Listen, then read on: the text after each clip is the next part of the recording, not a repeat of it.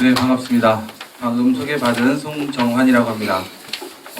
사회자분께서 오늘 제가 드려야 될 말씀을 다 하신 것 같아서 제가 별로 할 말이 없을 것 같습니다.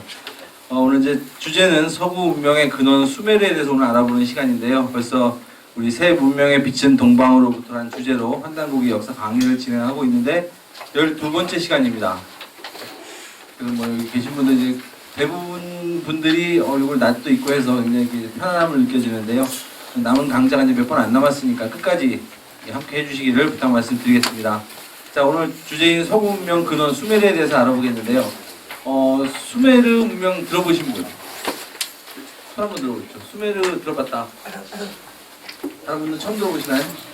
네, 우리 수메르 문명은 우리 현 고고학계에서 굉장히 신비의 문명으로 알려져 있는 문명입니다. 고고학자들이 이렇게 유물을 발견했지만 실제로 믿을 수 없는, 현대 과학으로도 믿기지 않는 그런 문명들이 발견이 되고 있거든요. 그래서 어떻게 설명을 못해요, 고고학계에서도. 그리고 우리 기독교라든지 로마 교황청에서도 큰 충격에 빠지는 그런 문명입니다. 사실 그래서 오늘 수메르에 대해서 알아보는 시간을 갖겠는데요. 이전까지 공부하셨던 그 환단고기 다른 주제에 비해서 오늘 공부하기 굉장히 편하고 쉬워요. 무슨 원문을 읽어야 되는 그런 내용도 별로 없고 쭉 그냥 재밌게 이야기 들으시면 되고요.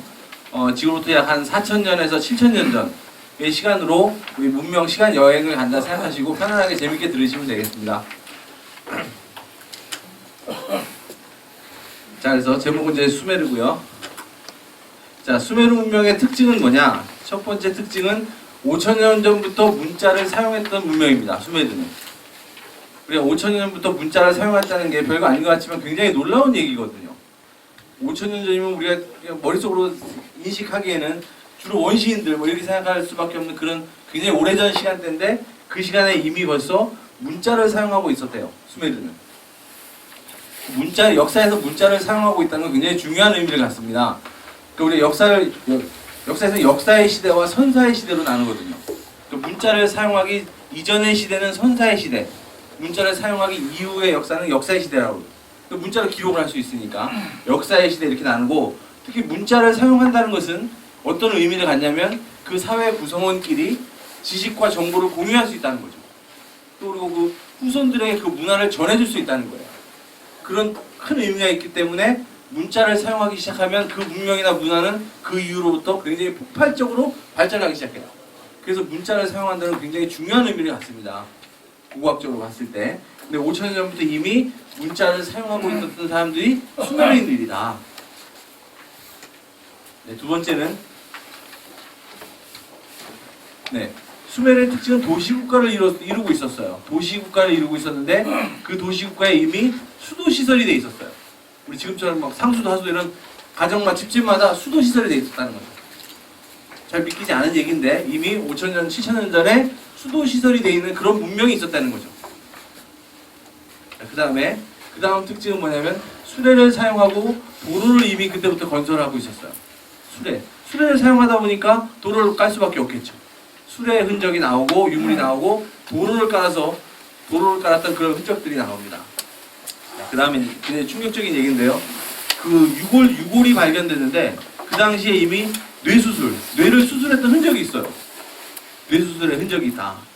지금도 뇌수술은 굉장히 현대의학계에서 쉬운 수술이 아닌데 그 당시에 이미 뇌수술을 했던 흔적이 있어요. 그러니까 굉장히 고등된, 발전된 문명이라는 얘기죠. 그래서 고고학자들은 보통 인류 최초의 문명이 수메르다 이렇게 얘기를 하고 있어요. 지금은. 우리 학교 다니실 때 다 배우셨겠지만 학교 다니실 때 4대 문명권 배우셨죠? 전 세계에 4대 문명권이 있었는데 그 4대 문명이 인류 문명의 원뿔이다, 기원이다 이렇게 학교에서 배웠습니다. 4대 문명이 어디였죠? 네. 이집트, 황하, 메소포타미아, 인더스 문명, 그죠? 인더스 문명, 인도 문명, 이집트, 인더스 문명, 메소포타미아, 황하 이렇게 4대 문명권 학교에서 배우셨을 거예요. 근데 수메르 문명이 발굴이 되고 나서 얘기가 바뀌었어요. 수메르가 그 4대 문명보다 이미 더 2,000년 이상 오래된 문명이에요. 그래서 그 이전의 문명이 발견이 되고 있다. 또 어떤 학자들은 이렇게도 얘기합니다. 혹시 사람들은 이건 외계 문명이다. 인간의 문명이 아니다. 그 당시 어떻게 이런 문명이 있을 수가 있느냐. 외계인들이 와서 건설한 문명이다. 이렇게까지도 얘기할 정도로 신비의 문명이고 미스테리한 그런 문명이에요. 수메르가. 자, 그러면 수메르가 어디에 있었느냐? 수메르가 있었던 지역을 한번 살펴보려고 합니다. 자, 이제 지도 보시면 되겠는데요. 자료의 지도는 이게 아닐 겁니다. 자, 일단 앞에 화면 보시면 되겠어요. 지도 보시면 여기가 어디냐면 중동 지역이에요. 중동 지역. 자, 뭐 여기 이란도 있고 사우디아라비아도 있고 시리아, 터키 있는데 가운데 하얀 부분 여기가 이라크예요. 이라크고 그다음에 이라크에 보시면 강이 두 개가 흐르고 있죠. 여기가 사막 지역인데 저 두 강이 흐름으로써 여기가 문명이 태동될 수 있는 그런 조건을 만들었던 거예요. 그래서 저 두 강의 이름이 뭐냐면 위에 있는 강은 티그리스 강, 유명하죠. 티그리스 강. 밑에 있는 강은 유프라테스 강. 이 고학적인 의미가 있는 두 강이에요. 티그리스 강과 유프라테스 강. 이 두 강 사이에서 수메르 문명이 나와요. 이 두 강이 저기 이라크 북부에서 이렇게 흘러내려와서 이라크를 관통해서 이라크 남부에서 만나서 이쪽 바다로 빠집니다. 여기 걸프만이에요. 걸프만.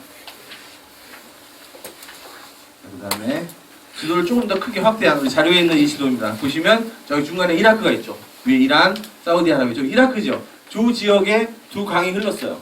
그래서 저기에 수메르 문명이 저기서 시작을 한 겁니다. 그래서 현재 이라크의 티그리스 강과 유프라테스 강 사이에서 생긴 문명이 수메르 문명이다. 그리고 지도 보시면 왼쪽에 이집트 보시죠. 이집트. 저 위쪽에 보시면 그리스도 있어요. 그래서 이집트 문명, 또 서양 문명의 뿌리라고 하는 그리스 문명, 이런 문명들이 전부 이라크에서 나온 수메르 문명의 영향을 받아서 생기게 됩니다. 그래서 그런 의미가 있기 때문에 지도 잘 기억하시면 되겠고요. 자, 그 다음에 또 지도가 있는데 또 같은 곳이에요. 자, 보시면 여기 티그리스 강, 유프라테스 강이 흐르고 있고 여기 점들이 많이 있어요. 점들이. 이 지역이 수메르 지역이에요. 근데 아까 처음에 말씀드린 것처럼 수메르 문명의 특징은 뭐냐면 도시국가를 이루고 있어요. 도시국가를. 그래서 도시국가의 이름들이 이렇게 나오죠. 뭐 에리두, 우르크, 라르사 이런 식으로 여러 가지 이름의 도시국가들이 이렇게 모여서 수메르 문명을 이루고 있었습니다.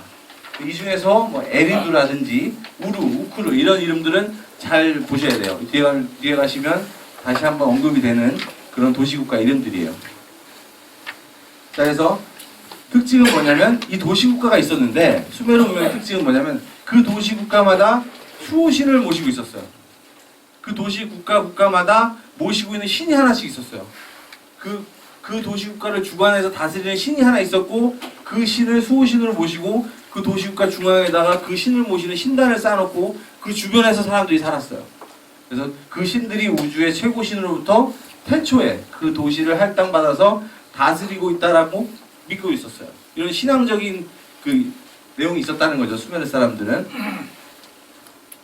자, 그 다음에 다음 내용은 뭐냐면 이게 뭐냐면 그 유명한 점토판 문자예요. 점토판. 자, 수메르인들은 문자를 아까 사용했다고 그랬죠. 근데 문자를 어떻게 썼냐면 저는 진흙 점토판 위에다 글씨를 썼어요. 그러니까 저는 점토판 위에다가 이렇게 진흙을 누를 수 있는 무슨 갈대라든지 이렇게 딱딱한 걸 가지고 이렇게 진흙을 눌러서 이렇게 글씨를 썼어요. 저런 글씨를 우리가 쐐기 문자 내지는 서령 문자라고 합니다. 쐐기 문자 내지는 서령 문자. 저런 문자들이 19세기에 발견이 되기 시작했어요. 19세기 말에 1870년대 프랑스의 탐사대 또 1880년대 미국의 고고학자들이 저런 점토판 문자들을 엄청나게 대량으로 유물을 발굴하기 시작했어요. 그러면서 이제 수메르가 세상에 알려지기 시작했는데 이 당시에 영국군 장교가 이 문자를 해독할 수 있는 법을 알아냈어요. 그래서 이제 세상에 정말로 이제 수메르 문자를 해독하고 수메르 문명이 세상에 드러나게 됐어요. 19세기 말에.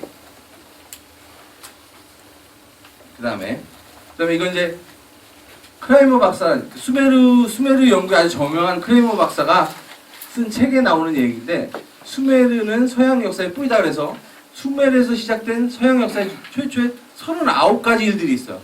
이 39가지의 이 일들이 서양 역사에서 가장 먼저 수메르에서 시작했다는 거예요. 그래서 39가지 굉장히 많기 때문에 다 살펴볼 수는 없지만 그 중에서 볼만한 게 저기 10번째 보시면 최초의 의학서다 그랬어요. 의학을 공부할 수 있는 그런 책이 최초로 수메르에서 나왔다는 거예요. 그리고 저는 점토판 문자가 별거 아닌 것 같지만 저기에 의학서가 있었다는 거예요. 아까 뭐 뇌수술의 흔적이 있다 그랬죠. 의학서. 의학을 공부할 수 있는 그러니까 책이 있다는 것은 뭔가 이게 학문화되고 집대성이 돼 있다는 거죠. 이미 의학이. 그 다음에 뭐 최초의 농업서, 농사짓는 법을 체계화시켜서 책으로 이렇게 만들어 놓은 책이 있었다는 거예요. 서양 역사에서 처음으로. 그 다음에 첫 번째 보면 최초의 학교. 서양 역사의 최초의 학교가 이미 수메르 시대부터 기원전 4,000년, 7,000년 전에 이미 학교가 있었다는 거죠. 크레이버 박사가 연구한 결과고요. 자, 그 다음에 재밌는 얘기가 나오는데, 자 보시면 수메르 도시국가에는 아까 그 도시국가마다 그 국가를 이렇게 수호하고 있는 수호신이 있다 그랬죠. 근데 그 수호신을 모시는 제단이 있었어요. 제단. 수호신이 있으면 그 수호신에게 제를 지내야 되잖아요. 제단이 있었는데 그 제단을 뭐라고 했냐면 지구라트라고 불렀어요. 인터넷에서도 많이 보신 적 있으신 분도 있을 텐데, 기원전 이미 3,000년경 도시의 신성한 구역에 흑벽돌로 거대한 지구라트를 쌓았다 그랬죠. 지구라트. 들어보셨나요? 지구라트? 이 지구라트가 바로 이집트 피라미드의 원형이에요. 이 지구라트가 나중에 변해서 이집트 피라미드가 되거든요. 뒤에 살펴보시게 되고요. 그래서 지구라트를 쌓아놓고 그 신전을 세워서 하늘에 자기가 믿는 그 도시국가에서 믿는 신에게 제를 지냈다. 이런 기록이 나옵니다. 그래서 그 지구라트를 사진으로 보면 이렇게 생겼죠. 이거 보신 적 있으신 분? 인터넷에서 보신 적 없으세요? 지구라트? 네, 그래서 이걸 지구라트라고 해요. 이게 제단인데요. 그 벽돌로 만든 거예요. 그 당시 이미 진흙을 구워서 벽돌을 만들었어요. 벽돌을 가지고 제단을 만들었는데 이게 엄청나게 크거든요. 사진으로 이렇지만. 그리고 이게 제단 전체가 아니라 이거는 밑 받침대예요. 받침대.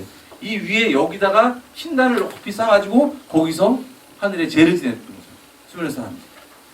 그리고 이 지구라트를 수메르어로 뭐라고 하냐면 하느님의 산, 하늘 언덕이라는 뜻이에요. 하늘에 제를 지내는 언덕이다. 그 본래 우리 동양에서 우리 하늘에 제를 지내는 천재 문화가 있었잖아요. 그 천재 문화의 특징은 뭐냐면 하늘에 가까운 곳에 가서 제를 지내는 거예요. 그 높은 산 위에 가서 제를 지내거든요. 특히 우리나라같이 이렇게 산이 많은 나라들을 보면 여기 강화도 마이산이라든지 태백산이라든지 이런 데 가서 보면 높은 산 위에 하늘에 제를 지내는 제단들이 있잖아요. 근데 여긴 중동이기 때문에 산이 없는 거예요.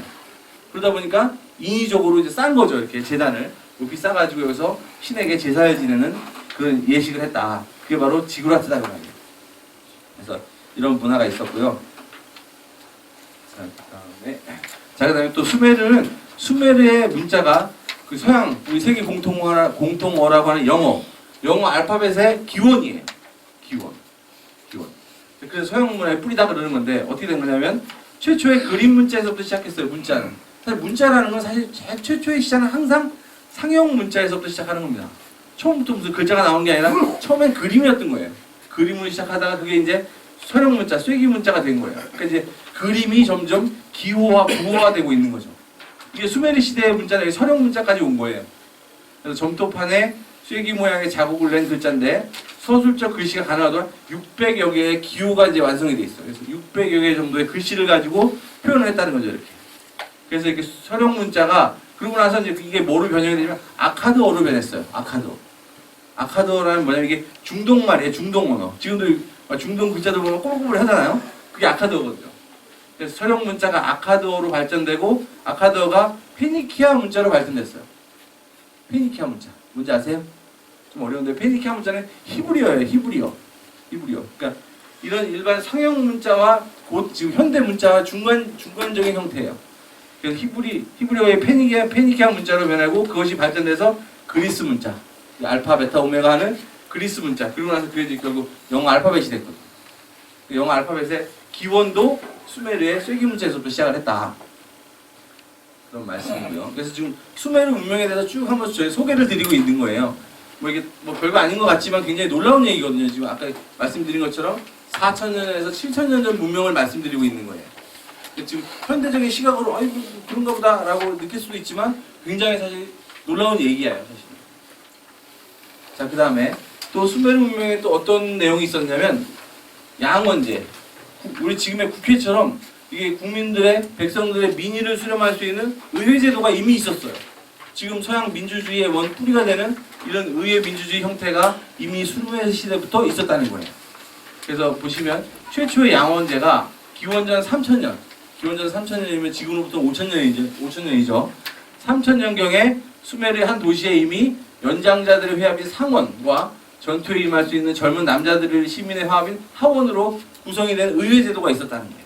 그래서 의견을 수렴하고 했던 그런 의회제도의 원뿌리가 수메르에서부터 시작을 했다. 이렇게 살펴볼 수 있고요. 또 아까 최초의 학교가 수메르에서부터 있었다 그랬죠. 그래서 기원전 역시 3000년경에 학교 제도가 확립됐어요. 그래서 이런 점토판으로 만든 교과서가 이미 있었다는 거죠. 교과서. 그 당시 무슨 종이에다 이렇게 책을 뭐 글씨를 쓸 수 있는 그 정도의 문명은 아니었고 이 점토판에 글씨를 써서 학교에서 학생들을 가르치는 교과서가 있었대요. 그리고 재밌는 거 여기 보시면 학교에서 선생님을 뭐라고 불렀냐면 학교 아버지, 스쿨 파더라고 불렀다는 거예요. 그 당시에 선생님이라는 단어가 없고 학교에 가면 집에도 아버지 계시지만 학교에 가면 선생님을 학교에 계시는 아버지, 학교 아버지 이렇게 불렀다는 거예요. 그 다음에 학생이라고 안 부르고 학교 아들. 집에 내 아들이 있지만 내가 선생님이 학교에 가면 제자들이 다 내 아들이다 그 말이야. 그렇게 표현했다는 거예요. 그러니까 이 사제지간, 교권 이거 지금보다 사실 훨씬 낫죠. 지금은 학교에서 선생님들이 이런 대우 못 받잖아요. 근데 이미 수면의 시대에 선생님은 학교 아버지, 학생들 학교 아들 이렇게 부르는 문화가 있었다는 거죠. 이게 그냥 어찌 보면 동양적인 문화가 있었던 것 같아요. 우리 동양의 군사부 일체라는 말이 있잖아요. 그 문화하고 유사한 문화가 이미 수메르 시대에 있었다. 이렇게 기억을 하시면 될 것 같습니다. 자, 그 다음에 법전이 있었어요. 수메르 시대에 이미 법이 있었다는 거죠. 법을 기록해놓은 법전 책이 있었어요. 근데 우리 학교 다닐 때 이렇게 배우셨을 거예요. 인류 최초의 법전은 함무라비 법전이다라고 배우셨을 거예요. 기억나세요? 네, 너무 오래돼서 기억 안 하실 수도 있는데 함무라비 법전이다. 기원전 1750년에 이미 함무라비라는 왕이죠. 이 양반이 나라를 통치하기 위해서 법을 만들어서 법전을 만들었어요. 굉장히 좀 잔혹한 법이죠. 이에는 이, 눈에는 눈 그런 거예요. 사람을 살인했다 그럼 바로 처형 이런 식으로 뭐 훔쳤다 그럼 그만큼의 대가를 바로바로 치러야 되는 그런 법전이 있었는데 이 함무라비 법전보다 500년이나 앞선 우르나무 왕이 제정한 법령 체기 법전이 발굴이 됐어요. 함무라비 법전보다 500년이나 앞서 있어요. 그래서 이게 복원을 했는데 5개 정도의 법률이 복원이 됐는데 어떤 내용들이냐면 물을 어떻게 사용하는지 여기 사막지대니까 물이 굉장히 중요하거든요. 그래서 국민들이 물을 어떻게 나눠 써야 되는지 또 노예제도, 벌금 그러니까 무슨 잘못을 하면 벌금을 얼마 내야 되는지 이런 법률적인 용어들이 이미 기록이 돼 있어요. 수메르 시대에. 그리고 또 그 유대인들이 지금도 뭐 부부 사이에 결혼해서 살다가 이혼을 하잖아요. 이혼할 때 쓰는 법률 용어들이 아직도 수메르 시대 용어를 그대로 쓰고 있어요. 유대인들. 그리고 영국 학자는 또 뭐라고 주장을 하냐면 지금 서양에서 토지 거래, 땅 거래할 때 쓰는 그 시스템, 땅을 거래할 때 쓰는 그런 그 형태들이 수메르 시대 형태하고 그대로 똑같다는 거예요. 아직도. 그러니까 수메르 문명이 이렇게 고등, 지금의 문명과도 비슷한 그런 아주 앞선 문명이었다. 이렇게 기억을 하실 수가 있겠습니다. 자, 그 다음에 또 수메르 문명은 어떤 문명이냐면 높은 수준의 세공 기술을 가지고 있었어요. 수메르 시대는 어떤 시대였냐면 청동기 시대였어요. 청동기를 다룰 수 있는 시대였어요. 여기 보시면 청동으로 된 칼, 청동 투구가 있죠. 그 당시에 이미 청동기를 이런 걸 만들었다는 거죠. 청동기. 근데 청동은 뭐로 만드는지 아세요? 청동? 네, 청동이라는 게 뭘로 만드는 거죠? 네, 맞습니다. 똑똑하시네요. 구리하고 주석이에요. 구리하고 주석으로 만드는 게 청동기예요. 근데 사막 지역에는 구리나 주석이라는 게 나오질 않아요. 그러니까 아까 거기 사막 지역 있잖아요. 수메르 지역은. 그러니까 어떻게 됐다는 거? 그럼 어떻게 이걸 만들었을까요? 사막 지역에 구리하고 주석이 나오지 않는데 어떻게 만들었을까요? 그렇죠. 무역을 했다는 거예요. 그 당시. 이미 무역을 해서 구리와 주석을 수입을 해서 들고 가서 그걸 가공했다는 거죠. 그러니까 무역을 했다는 건 수입만 한 게 아니라 수출도 했겠죠. 주고받았을 테니까. 그래서 그 당시에 이미 문명이 이렇게 서로 주고받는, 전달할 수 있는 그런 환경이 조성이 돼 있었다는 거죠. 우리가 그냥 단순히 생각으로 그 당시 너무 오래전에는 전부 다 이렇게 원시들처럼 돌도끼 들고 뛰어다니고 이런 문명이라고 생각하는데 그렇지 않았다는 거예요. 이미 이 당시부터 무역을 하고 있었다는 거죠. 자, 그 다음에 보시면 이게 이제 우르 지역에서 발굴된 깃발이에요. 깃발. 우리 전쟁터에 나가려면 깃발을 흔들면서 가잖아요. 그래서 깃발이 발견됐는데 그 깃발에 보시면 이런 그림이 나와요. 이 부분을 좀 확대한 거예요. 확대. 자, 보시면 말이 마차를 끌고 있죠. 아까 제일 처음에 말씀드린 것처럼 수레를 사용하고 있었다. 도로가 있었다 그랬는데 실제로 이렇게 마차가 전쟁터에서 말이 마차를 끌고 있는 모양의 깃발이 발견됐어요. 실제로 이렇게 마차가 있었다는 거죠. 이건 뭐 빼도 박도 못하는 거잖아요. 그 당시에 이미 마차를 사용하고 있었고 마차는 산길 같은 데 갈 수가 없는 거잖아요. 도로를 딱 깔았다는 거예요. 이렇게 앞선 문명이었다. 이게 이제 기원전 2600년 전 유물이에요. 기원전 2600년. 지금부터 4600년 전에 이미 마차를 사용하고 있었다. 도로가 있었다. 이렇게 미뤄 짐작해 볼 수가 있는 겁니다. 네, 그 다음에 그래서 이제 수메르 문명이 어떤 문명인지 쭉 한번 설명을 드렸어요. 이렇게 앞선 고등 문명이었고 현 고고학계에서도 이렇게 믿기지 않는 신비의 문명이다. 어떤 사람들은 외계 문명 아닌가라고 할 정도로의 신비의 문명이었다. 그래서 이 문명이 어떻게 됐느냐? 수메르에서 끝난 게 아니라 아까 제가 말씀드린 4대 문명으로 퍼져나갔어요. 이집트 문명이든 뭐 인더스 문명이든 이런 문명들이 수메르 문명을 기반으로 해서 수메르가 뻗어나간 문명들이에요. 그래서 그런 증거들을 한번 살펴보려고 하는데요. 첫 번째는 이집트 문명이에요. 아까 지도 보셨듯이 이집트는 수메르가 굉장히 가까웠죠. 거리상은 굉장히 가까웠어요. 그래서 이집트 문명은 수메르 문명의 영향을 받았어요. 그래서 이집트 문명은 수메르보다 약 500년 후에 번성을 했어요. 수메르 문명이 끝나고 나서 한 500년 후에 이집트 문명이 크게 일어난 거예요. 그래서 그 당시에 이집트의 건축 기술, 뭐 피라미드라든지 이런 건축 기술이라든지 문자 이런 것들이 모두 다 수메르에서 유래했어요. 그러니까 수메르를 모르고서는 이집트 문명을 설명할 수가 없어요. 그래서 이집트 문명의 그 기원은 수메르다. 그리고 이전까지는 서양 문명의 뿌리가 이집트라고 다들 주장하잖아요. 이집트 문명이 결국 서양 문명의 뿌리다라고 주장을 했는데 이집트 문명의 뿌리가 되는 수메르 문명이 나온 거예요. 그래서 이집트 문명은 이렇게 생긴 것이고요. 또 하나 보면 재밌는 얘기가 있죠. 이거 보시면 피라미드예요. 이집트는 피라미드의 나라잖아요. 이집트 가보신 분도 있나요?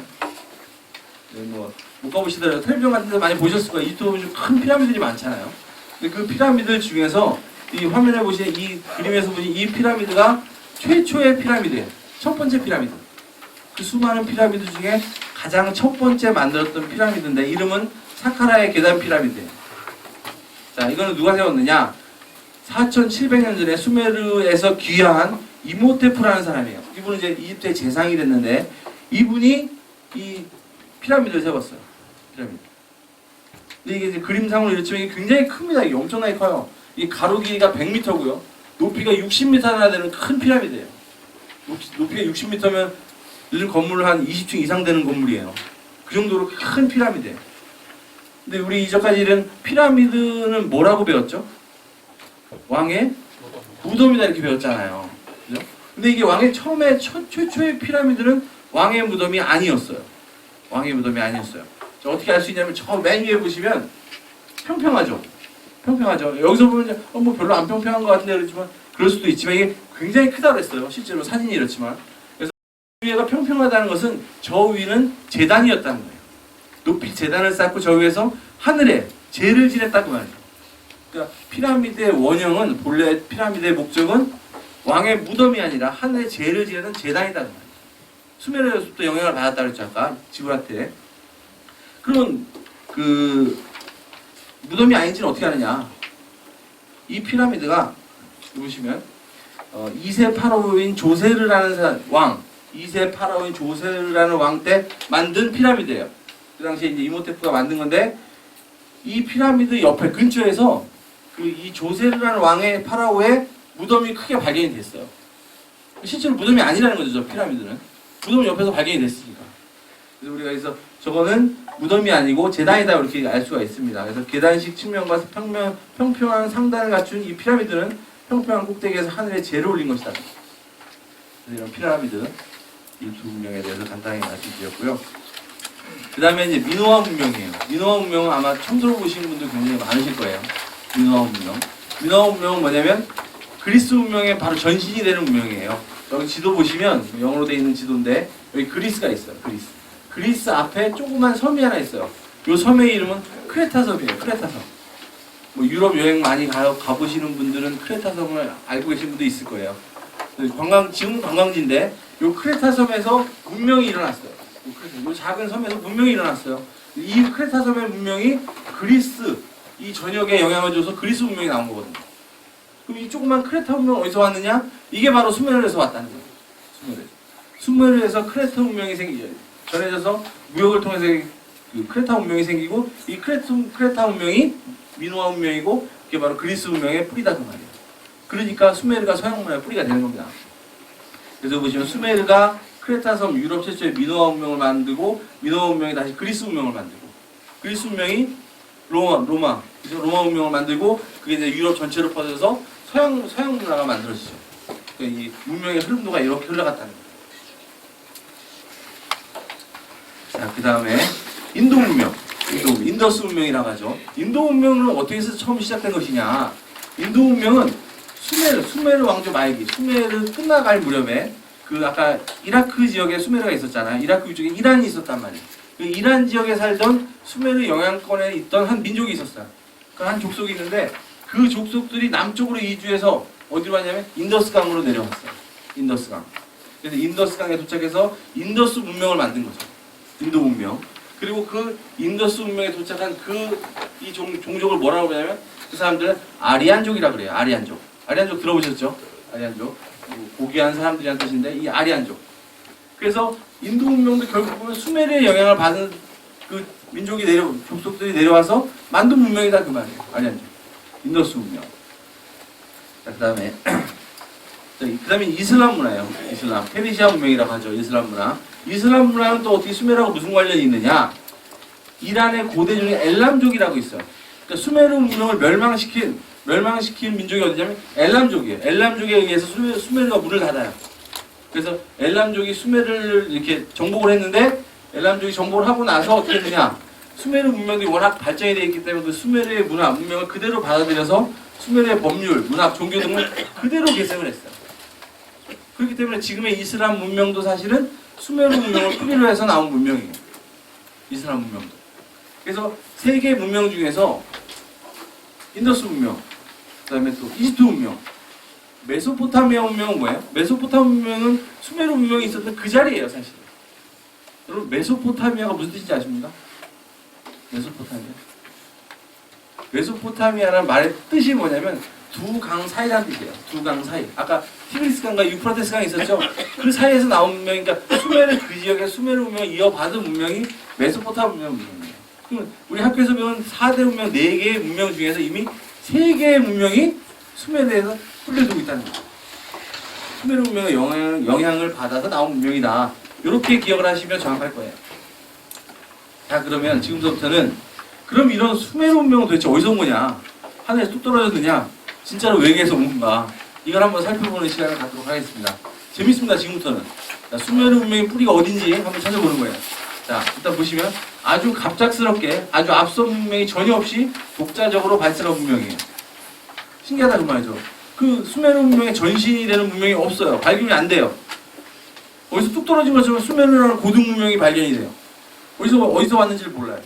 고고학자들이 이제 여기에 대한 막 스트레스가 있는 거죠. 이게 뭐냐 도대체. 그래서 그렇기 때문에 아까 외계 문명 아니냐라는 소리까지 나오는 겁니다. 그래서 아주 갑작스럽게 앞선 문명이 전혀 없이 독자적으로 발달한 문명이다. 또 이런 말, 캠벨이라는 사람이 이렇게 말을 했어요.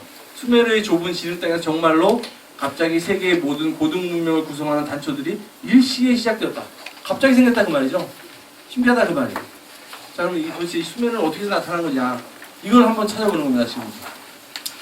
자, 첫 번째 힌트가 되는 말이 있어요. 이분은 누구냐면 그 세계 최고의 수메르 연구가 크레이머 박사예요. 크레이머 박사. 이분이 쓴 책이 뭐냐면 히스토리 비긴스 앳 수메르예요. 역사는 수메르에서 시작했다. 인류 역사는 수메르가 원뿔이다라는 책을 쓴 사람이에요. 이분이 이 책에서 뭐라 했냐면 수메르는 동방에서 왔다 그랬어요. 수메르는 동방에서 왔다. 이게 핵심 말씀. 요 말 한마디밖에 못했어요. 수메르는 어디서 왔다 수메르에 대한 다른 얘기 아무것도 못하고 그냥 수메르에 대한 수메르는 이런 풍습이 있었고 이런 문명이다라만 얘기를 했지 수메르의 기원에 대해서는 이 말 한마디밖에 못했어요. 수메르는 동방에서 왔다. 이 동방이 어딜까요? 이 말만 가지고는 알 수가 없겠죠. 자, 그래서 두 번째 힌트를 보도록 하겠습니다. 자, 두 번째 힌트는 뭐냐면 수메르 창세 신화가 있어요. 에리두 신화라고 하는데 아까 그 도시국가 중에 에리두라고 있었죠. 그 도시국가의 신화가 있는데 그게 바로 수메르의 창세 신화예요. 그 창세 신화에 보면 수메르 자기들에 대해서 뭐라고 언급을 하고 있냐면 수메르인은 후두부가 평평하다 그랬어요. 자기들은 후두부 뒤통수가 평평하다는 거예요. 만져보세요. 평평하신가요? 나타내 후두부가 평평한 사람들이다. 자기들 이렇게 표현하고 있어요. 또 그 다음에 뭐라 했냐면 머리가 검다. 후두부가 평평하고 머리가 검은 사람이다. 자기 민족에 대해서 이렇게 표현하고 있다는 얘기죠. 후두부가 평평하고 머리가 검다. 동양 사람들이라는 거죠. 서양 사람들의 모습은 아니잖아요. 그래서 전형적인 아시아 모양이다 그 말이에요. 사람이. 그래서 수메르 창세기 신화에 보면 그 동방에서 왔는데 동방에서 온 그 사람들 수메르의 전신이 어떤 사람인지 우리가 예상을 해볼 수 있죠. 이 정도면. 자, 그 다음에 자, 수메르 점토판에서 이런 내용들이 기록이 돼 있어요. 자, 수메르 사람들은 자기들은 뭐라고 표현하냐면 안산을 넘어서 왔다 그래요. 안산을 넘어왔다. 자기들 수메르는 메소포타미아에서 와서 문명을 만들었는데 자기들은 어디서 왔느냐? 안산을 넘어왔대요. 안산이 뭐냐? 이 수메르어로 이 안이라는 게 천이에요. 하늘. 천. 산은 똑같이 산이고 그럼 뭐야? 안산을 넘어왔다는 건 천산을 넘어왔다는 거죠. 자기들은 천산을 넘어와서 문명을 만들었다는 거예요. 동방에서 왔고 후두부가 평평하고 머리가 검었고 천산을 넘어왔다. 이렇게 말을 하고 있다는 거죠. 자, 그럼 천산이 있나요 진짜? 천산이 있나요 여러분? 네? 네, 천산이 있습니다 실제로. 자, 보시면 천산이 있죠. 우리 중앙아시아에 보면 천산이 있고 천산 산맥도 있어요. 이렇게. 이 천산과 천산 산맥을 넘어서 동방으로 왔다고 말이죠. 그러니까 수메르에서 봤을 때 이쪽이 동쪽이죠. 크레메 박사는 동방에서 왔다는 것은 이쪽 오른쪽에서 왔다는 거고 또 천산을 넘어왔다. 그러니까 우리가 이제 알고 싶은 수메르의 전신, 수메르의 뿌리가 어디지 알려면 천산 오른쪽에 있었던 이 문명, 이 뭔지 알면 이제 해답이 나오는 거죠. 그렇죠? 맞습니까? 네, 그래서 천산을 넘어왔다는 뜻은 천산 오른쪽에 있었다 그 말이에요. 수메르의 전신이. 네, 전화 오셨네요. 휴가 어디실까봐?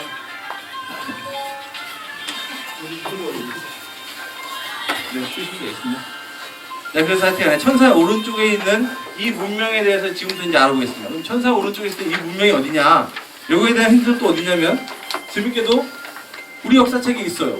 우리 역사책 중에서 삼국유사에 보면 그 힌트가 있습니다. 삼국유사에. 네, 삼국유사에 보시면 어떤 문구가 나오냐면 석유환국이란 말이 나와요. 석유환국. 이 석자는 이제 옛적에 그런 뜻이죠. 옛적에 있었어요. 어떤 나라가? 환국이란 나라가 있었다. 옛적에 환국이란 나라가 있었다. 이런 표현이 그 삼국유사에 나옵니다. 물론 이제 일제시대 때 일본이 이 국자를 인으로 바꾸죠. 환인으로 바꿔서 우리 삼국 역사를 이렇게 뿌리 뽑거든요. 우리 전에 역사 공부하실 때 아마 다 배우셨을 텐데 그래서 한국이라는 나라가 예전에 있었다. 이런 내용이 삼국유사에 나와요. 요것만 가지고 아까 그 천상 오른쪽에 있던 나라가 한국이다 이렇게 말할 수는 없잖아요. 그러면 천상 오른쪽에 있었던 그 나라가 어디냐, 그 문명이 뭔지를 가장 자세하게 나와 있는 책이 환단국이에요.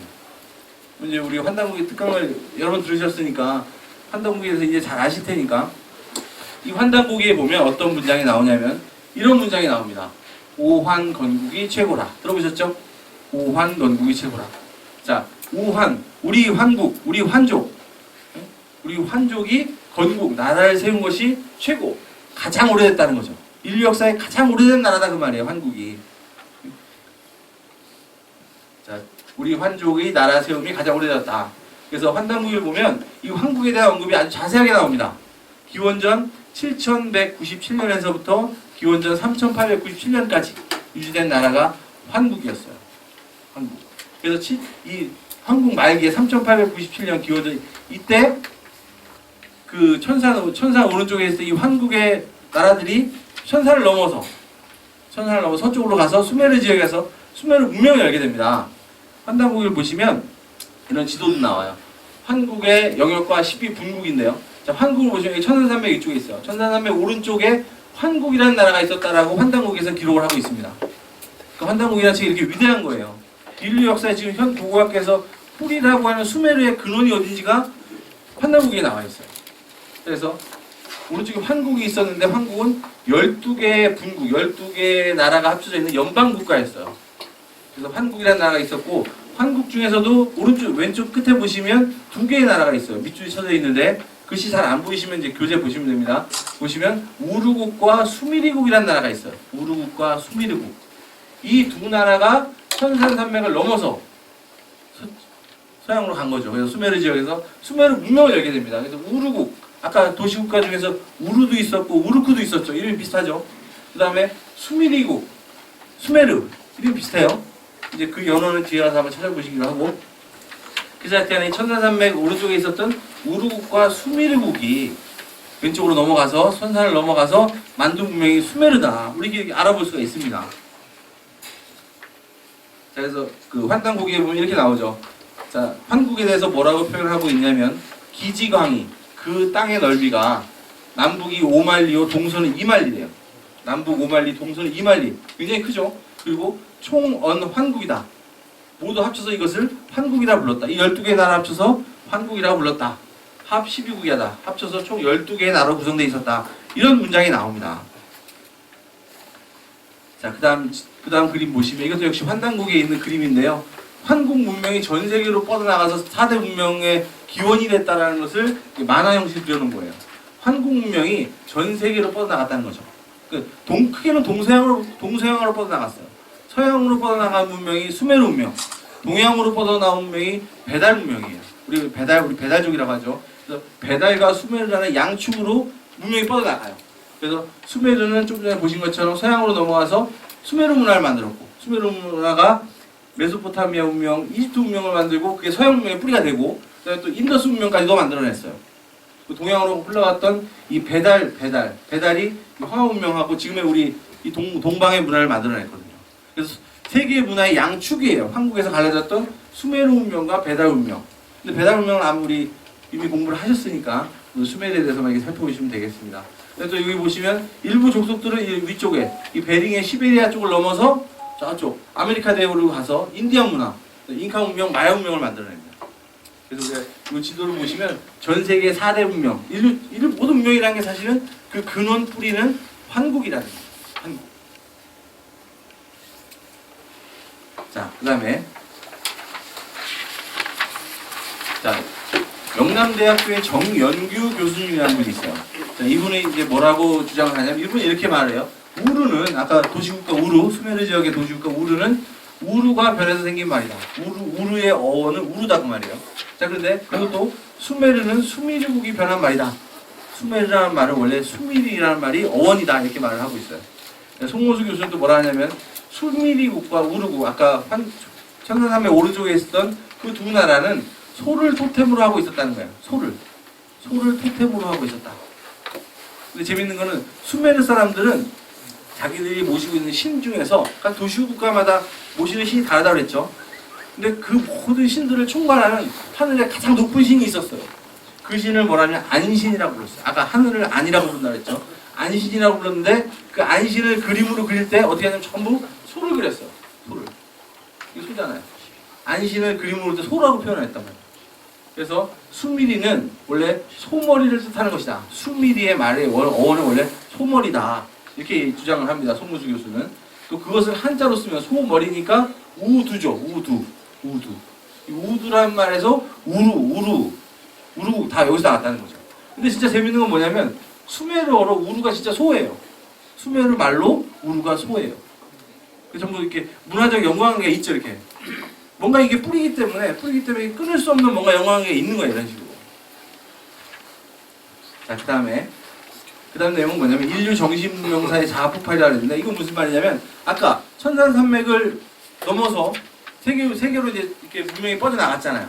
근데 그 당시에 그럼 왜 그런 일이 벌어졌는지를 우리 이해할 수 있는 그 학설을 주장하는 사람이 있어요. 그분이 누구냐면 스티브 테일러라는 사람인데 이 사람이 자아폭발이라는 책을 쓴 사람입니다. 유명한 사람이에요. 자아폭발. 이런 책을 한번 보실만 해요. 자아폭발이라는 책에서 이분이 뭐라고 주장을 하냐면 이렇게 주장을 해요. 정신적인 측면에서 인류의 역사는 진보가 아니라 타락이다. 뭐 오늘 주제가 이건 아니지만 인류 문명이라는 게 지금 이렇게 과학 문명이 계속 발달해서 인류의 삶이 점점 편안해지고 발전하는 것 같지만 영적인 정신 문화로 봤을 때는 사실은 계속 오히려 타락하고 있다. 지금 겨우 타락의 끝에 와 있다는 거예요. 이런 주장을 한 분이 스티브 테일러라는 사람이에요. 근데 이분은 어떤 주장을 하냐면 여기가 중요한 내용입니다. 6,000년 전 그랬어요. 6,000년 전. 6,000년 전이면 기원전 4,000년이죠. 아까 한국에 이렇게 분화가 세계로 뻗어나가는 그 시점이에요. 그 시대 이전에는 환국이라는 나라가 있었고 한국이 전 세계로 뻗어나가기 그 이전 고대 시대는 황금 시대였다는 거예요. 황금 시대. 황금 시대는 어떤 시대냐? 원초적인 낙원의 세계였다. 그래서 6천년 이전의 유물에 보면 전쟁, 무기 관련된 것이 나타나지 않는다는 거예요. 유물을 아무리 파봐도 전쟁 도구 같은 건 안 나온다는 거죠. 그 당시에는 뭐 서로 싸우고 뺏고 이럴 필요가 없었던 세상이었다는 거예요. 우리가 말하는 그 지상 낙원의 세계였다는 거죠. 그런 세계였다는 거죠. 그런데 왜 갑자기 이게 세상이 변했느냐?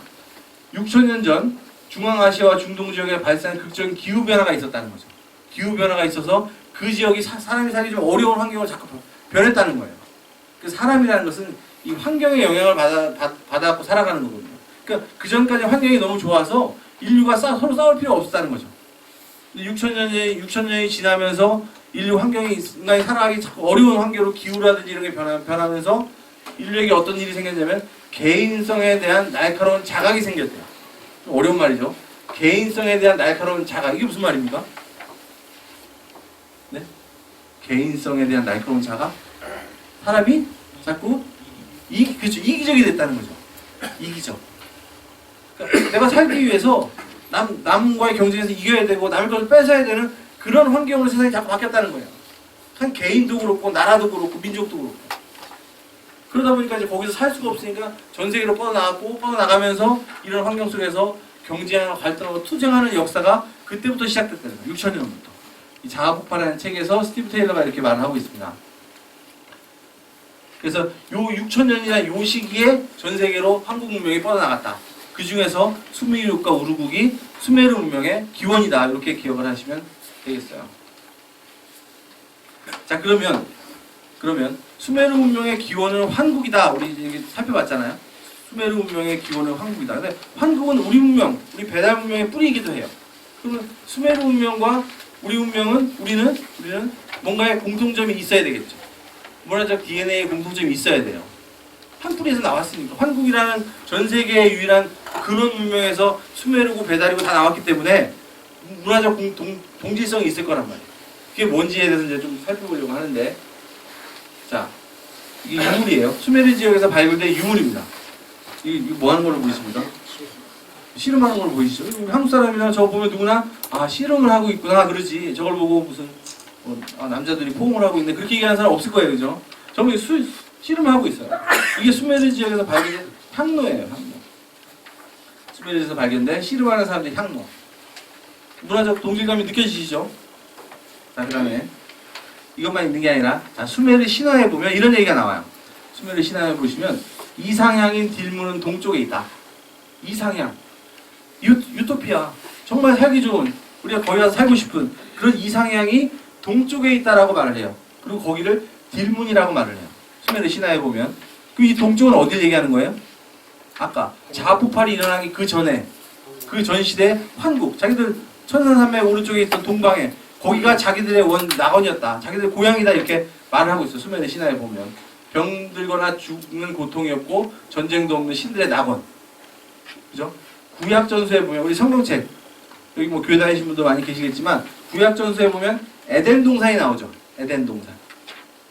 아담과 이브가 살았다는 그 꿈의 동산인 에덴 동산은 딜문에서 유래했다는 거예요. 딜문. 그리고 수메르어로 보면 에딘이란 말이 있어요. 에딘. 수메르어로 에딘이란 말이 무슨 뜻이냐면, 이 초원, 정말 살기 좋은 낙원, 초원을 에딘이라고 불러요. 수메르어로. 그러니까 그 성경책에서 말하는 에덴이라는 것은 수메르어 에딘에서 나온 말이에요, 사실은. 에딘에서. 그래서 이런 문화적 공질성이 있다는 거죠. 그래서 이상향의 모습을 광명이 넘치는 무병장수의 동쪽 땅, 환국으로 얘기하고 있다는 거예요. 한국의 광명사상이 그대로 있다. 자, 그 다음에 또 공통점은 뭐냐면, 수메르인들은 우주를 안키라고 불렀어요. 우주. 우리도 우주를 우리는 천지라는 말로 우주를 대신해서 말해요. 천지.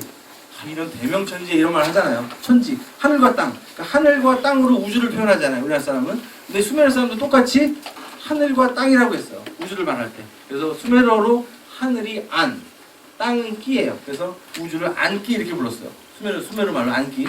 우리나라 말로 천지 하는 거랑 똑같아요. 언어 풍습이 똑같다는 거죠. 자, 그 다음에 또 천명사상이 있었어요. 천명사상. 무슨 뜻이냐? 수메르의 왕명록을 보면, 왕명록은 수메르를 다스렸던 왕들의 계보가 쓰여져 있는 책이에요. 왕명록을 보면 왕은 인간이 정하는 것이 아니라 하늘로부터 부여받은 동방의 천자사상이 그대로 있었어요. 왕은 자기가 뭐 잘나서 되는 게 아니라 하늘로부터 내가 그 왕이 될 수 있는 그런 인물을 부여받았다. 이런 사상이 있었다는 거죠. 우리 지금도 임금님은 하늘, 대통령은 하늘이 된다 이런 말 하잖아요. 그런 문화, 그런 생각을 갖고 있었다는 거죠. 천자사상. 두 번째, 상투 문화. 이거 정말 빼도 박도 못하는 우리 문화와 동질성이죠. 상투. 상투는 한국 사람들의 지금은 안 하지만 고유 헤어스타일이에요. 근데 그 상투를 틀은 그 문화가 수메르 지역에 그대로 발굴이 되고 있어요. 그래서 우루의 묘지에서 영국의 고고학자 울리가 발견한 왕의 유골에서 상투가 발견됐어요. 상투.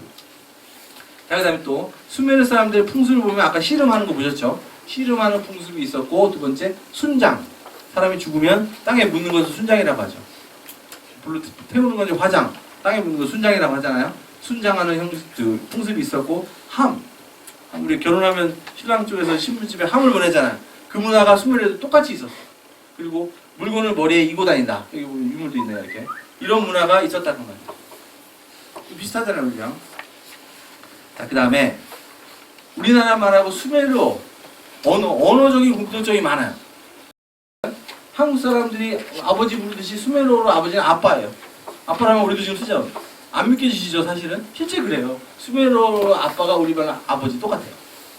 그 다음에 또 여러 가지 비슷한 말이 많아요. 엄마는 똑같이 엄마예요. 수메르 사람도 엄마, 우리나라 사람도 엄마 똑같아요, 언어가. 뭐 그 외에도 많아요. 달도 있고, 뭐 아우도 있고, 뭐 이런 식으로 언어가 같은 게 굉장히 많아요. 실제로 이게 언어학자들이 얘기하는 것으로는 100여 개 이상의 단어가 우리 언어와 수메르 언어가 단어가 똑같다는 거예요. 그래서 이게 우연으로 이렇게 되기는 어렵겠죠. 100여 개 이상의 단어가 똑같다? 이거 문화의 동질성이 있는 겁니다. 자, 그 다음에 수메르어와 한국의 유사성도 이런 얘기도 있어요. 수메르어와 우리말의 공통점은 뭐냐면 교차거라는 거예요. 교차거. 교차거라고 들어보셨나요? 언어 공부하시는 분 아니면 좀 생소할 텐데, 교차거라는 건 뭐냐면 여기 나와 있는 것처럼 주어나 목적어 다음에 조사를 붙이는 거예요. 그리고 우리말에 보면 주어 뒤에는 뭐, 는, 은, 이, 가 이런 거 붙이죠. 주어 뒤에는 목적어는 뭐뭐을 이렇게 하잖아요. 이런 식으로 주어나 목적어 뒤에 조사를 붙이는 언어 체계, 이거를 교차거라고 해요. 수메르어도 교차거고 우리말도 교차거예요. 그럼 전 세계에 교차거가 몇 개나 있느냐? 거의 없어요. 서양의 영어라든지 이런 건 교차거가 아니에요. 근데 우리말하고 수메르어, 그 중에 똑같은 게 일본말도 교차거예요. 근데 일본말은 우리가 다 전해준 거고, 그다음에 알타이어 같은 경우 우리가 같은 어족이잖아요. 이게 이런 문화적 동질성이 있다는 거죠. 자, 그 다음에 그 다음 무슨 얘기냐면, 자, 문명은 그 시대의 사상과 철학 위에 꽃을 피운다. 이건 제가 써본 글인데, 자, 어떤 시대의 문화라는 것은, 문명이라는 것은 그 시대의 사상과 철학, 즉 그 시대를 같이 살았던 그 사람들의 생각, 그거 위에서 꽃을 피운다. 문화가 만들어지는 거다, 그 말이죠. 역사라는 게 어떤 이런 사건들의 연속, 뭐 사건들의 나열, 이게 역사가 아니고, 실제 중요한 것은 그 시대에 살았던 그 사람들의 사상, 철학이 중요하다, 그 말이에요. 그래서 우리가 어떤 시대의 역사를 이해하기 위해서는 그 시대의 사상 문화를 이해하는 게 굉장히 중요해요. 우리가 조선시대를 이해하기 위해서, 조선시대에 무슨 사서삼경이라든지, 그다음에 뭐 충효 문화라든지 예의범절 문화, 이게 조선시대를 대표하는 거잖아. 이 조선시대의 문화를 이해하기 위해서는 반드시 유교라는 사상을 이해해야 돼요. 유교를 모르고 조선시대를 이해할 수 없거든요.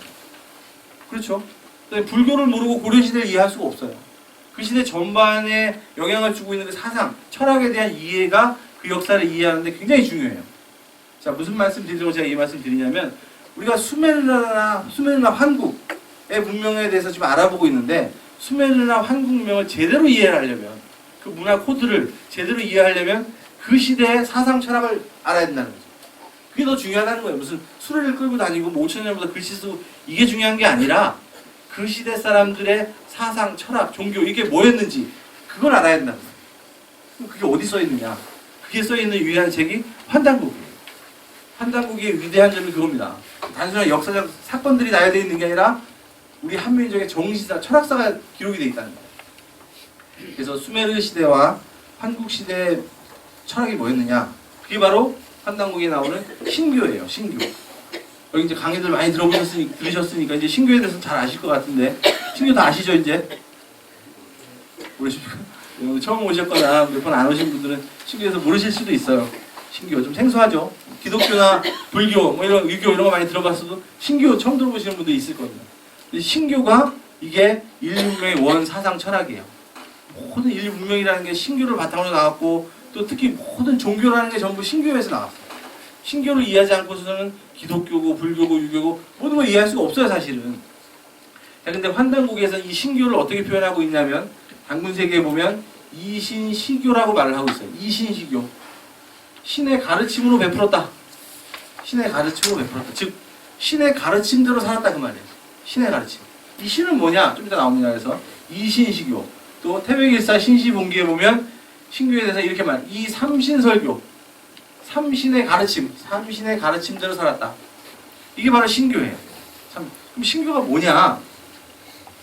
자, 신교는 뭐냐면 신교 문화의 특징을 몇 가지 이제 제가 설명을 드리겠는데 환단국에서 나오는 신교는 첫 번째는 다신 문화예요. 다신. 우리 기독교의 유일신 문화가 아니라 다신 문화. 그러니까 이 신이라는 게 뭐냐면 이 우주의 하나님, 우주의 조화신 그 신을 이야기하기도 하지만 실제로 어떤 문화를 얘기하는 거냐면 이 세상 모든 만물에는 신이 깃들어 있다는 거예요. 그리고 이 우주에는 하나님만 계신 게 아니라 수많은 신이 있고 모든 만물에 신이 깃들어져 있다. 쉽게 말하면 영성문화예요. 영성문화. 이거를 다신문화라고 하고 신교의 핵심 내용이에요. 첫 번째는 다신문화다. 두 번째는 뭐냐면 신교의 문화의 핵심은 삼신문화예요. 삼신문화. 삼신이라는 말 들어보셨습니까? 삼신. 어려운 말이죠. 삼신은 어려운 말이에요, 사실은. 삼신이라는 건 뭐냐면 이 우주의 모든 신성은 우주라는 건 삼으로 구성되어 있다는 거예요. 삼으로. 그래서 우주의 존재도 삼으로 하고 있다는 거예요. 우주도 하늘, 땅, 인간 이렇게 삼의 모습으로 존재하고 있고 우주가 운행하고 우주가 작동하는 것도 삼으로 한다는 거예요. 좀 어렵지만 무국, 태극, 황극 낳고 기르고 거두고 이런 법칙에 의해서 우주는 운행을 하고 있다는 거예요. 삼수법칙으로. 그리고 이 우주의 하나님도 사실을 보면 삼의 역할을 하고 있다는 거예요. 세 가지 역할을 하시는 분이 하나님이라는 거예요. 만물을 낳고 그다음 만물을 기르고 만물을 거두고 이 세 가지 역할을 한다는 게 하는 분이 하나님이라는 거예요. 삼신. 그래서 기독교에서 말하는 성부, 성자, 성신 이 문화는 어디서 나온 거냐? 이 삼신문화에서 나온 거예요. 불교에서 말하는 법신불, 보신불, 화신불 이것도 이 삼신문화에서 나온 거고 도교에서 말하는 옥정, 상청, 태청 뭐 이런 것도 전부 다 이 삼신문화를 근원에 두고 나오는 말들이에요. 그래서 종교문화가 전부 신을 삼으로 표현하는 거고 그 원뿌리가 뭐냐면 신교고 그 신교의 문화 삼신문화가 뒤에 가서 다시 한번 알아보고요. 세 번째는 신교 문화의 세 번째는 뭐냐면 칠성 문화를 가지고 있어요. 칠성. 말 그대로 북두칠성이에요. 북두칠성. 천상에 있는 북두칠성. 하나님이 계신 별 북두칠성. 모든 생명체라는 것은 태어나서 북두칠성 기운으로 태어나고 북두칠성 기운을 받아서 살아가고 죽으면 북두칠성으로 돌아간다는 거예요. 우리가 예전에 그 할머니들이 장독대에다가 물을 떠놓고 막 빌죠. 누구에게 빌죠? 칠성님께 비잖아요. 칠성님께. 그 칠성이 바로 하나님이 계신 별이라는 거예요. 그 문화가 바로 칠성 문화예요. 사람이 죽으면 관 밑에 무슨 그림이 있는지 아십니까? 여러분 칠성판이라고 그러죠. 칠성판. 죽어서 칠성으로 간다는 거예요. 그런 문화. 삼신문화, 칠성문화. 자, 네 번째는 천재문화. 천재문화에 대해서는 지지난주에 우리가 공부를 한번 했습니다. 하늘의 죄를 지내는 문화. 이 천재문화가 자꾸 발전을 해서 지금 이제 각자 가정에서 조상님들의 제사 지내는 이런 문화도 전부 천재문화에서 나옵니다. 그다음에 소도문화. 소도가 뭔지 아시죠? 천재를 지나는 신성한 장소. 이게 소도문화예요. 이런 인류 원형문화 신교의 크게 네 가지의 특징이 있는 거예요. 그렇다면 이게 신교 문화라면 이 신교 문화를 바탕으로 해서 나온 우리 공부한 수메르 문화 속에 이 신교 문화가 들어있겠습니까? 안 들어있겠습니까? 당연히 들어있어야 되겠죠. 신교를 바탕으로 나왔으니까. 수메르하고 환궁 문명의 기원, 토대가 되는 사상이 뭐였느냐? 그게 바로 신교였다. 신교 문화의 특징은 첫 번째는 다신문화, 두 번째는 삼신문화, 세 번째는 칠성문화, 그리고 천재문화 이렇게 우리가 알 수 있거든요. 그러니까 이런 문화들이 수메르에 실제로 들어있는지 우리가 살펴보면 수메르가 진짜 신교 영향권에 있었던 문명인지 한국을 토대로 하고 있는 문명인지 우리가 확인해 볼 수가 있습니다. 그래서 하나씩 이제 확인해 보겠는데요. 자, 보시면 다신신앙을 하고 있는 수메르. 수메르 문명을 보면 수메르 문명의 특징은 다신신앙을 하고 있었어요. 수메르인들에게 종교는 그들의 삶에서 매우 중요한 위치를 차지했다. 그러니까 영성 문화에 굉장히 깊이 빠져 있었던 수메르인들이거든요. 보시면 안신이라고 있어요. 수메르 민족은 안신을 섬겼는데 이 안신이 신들의 왕이에요. 천상에는 하느님이에요. 쉽게 말하면 하느님은 안신이라고 불렀고 다른 모든 신을 낳은 우주의 최고 신이 다른 신을 모두 낳았다. 그럼 다른 신들이 있다는 거죠. 다신이라는 거예요. 그리고 이 안신 밑에 큰 7신이 있었어요. 안신 밑에 7신. 그 7신이 각 도시국가를 주관해서 다스린다. 이렇게 생각을 갖고 있었다는 거죠. 그리고 이제 이 안신은 원래 우르크의 수호신이었는데 부인인 인안나에게 물려주고 이제 천상에 올라갔다라고 말합니다. 그리고 여기 엔릴신이라고 있어요. 일명 엘신이라고 하는데 유명한 신이에요. 엘신. 이게 이제 이 안신의 아들이라는 거예요. 큰아들. 엘신.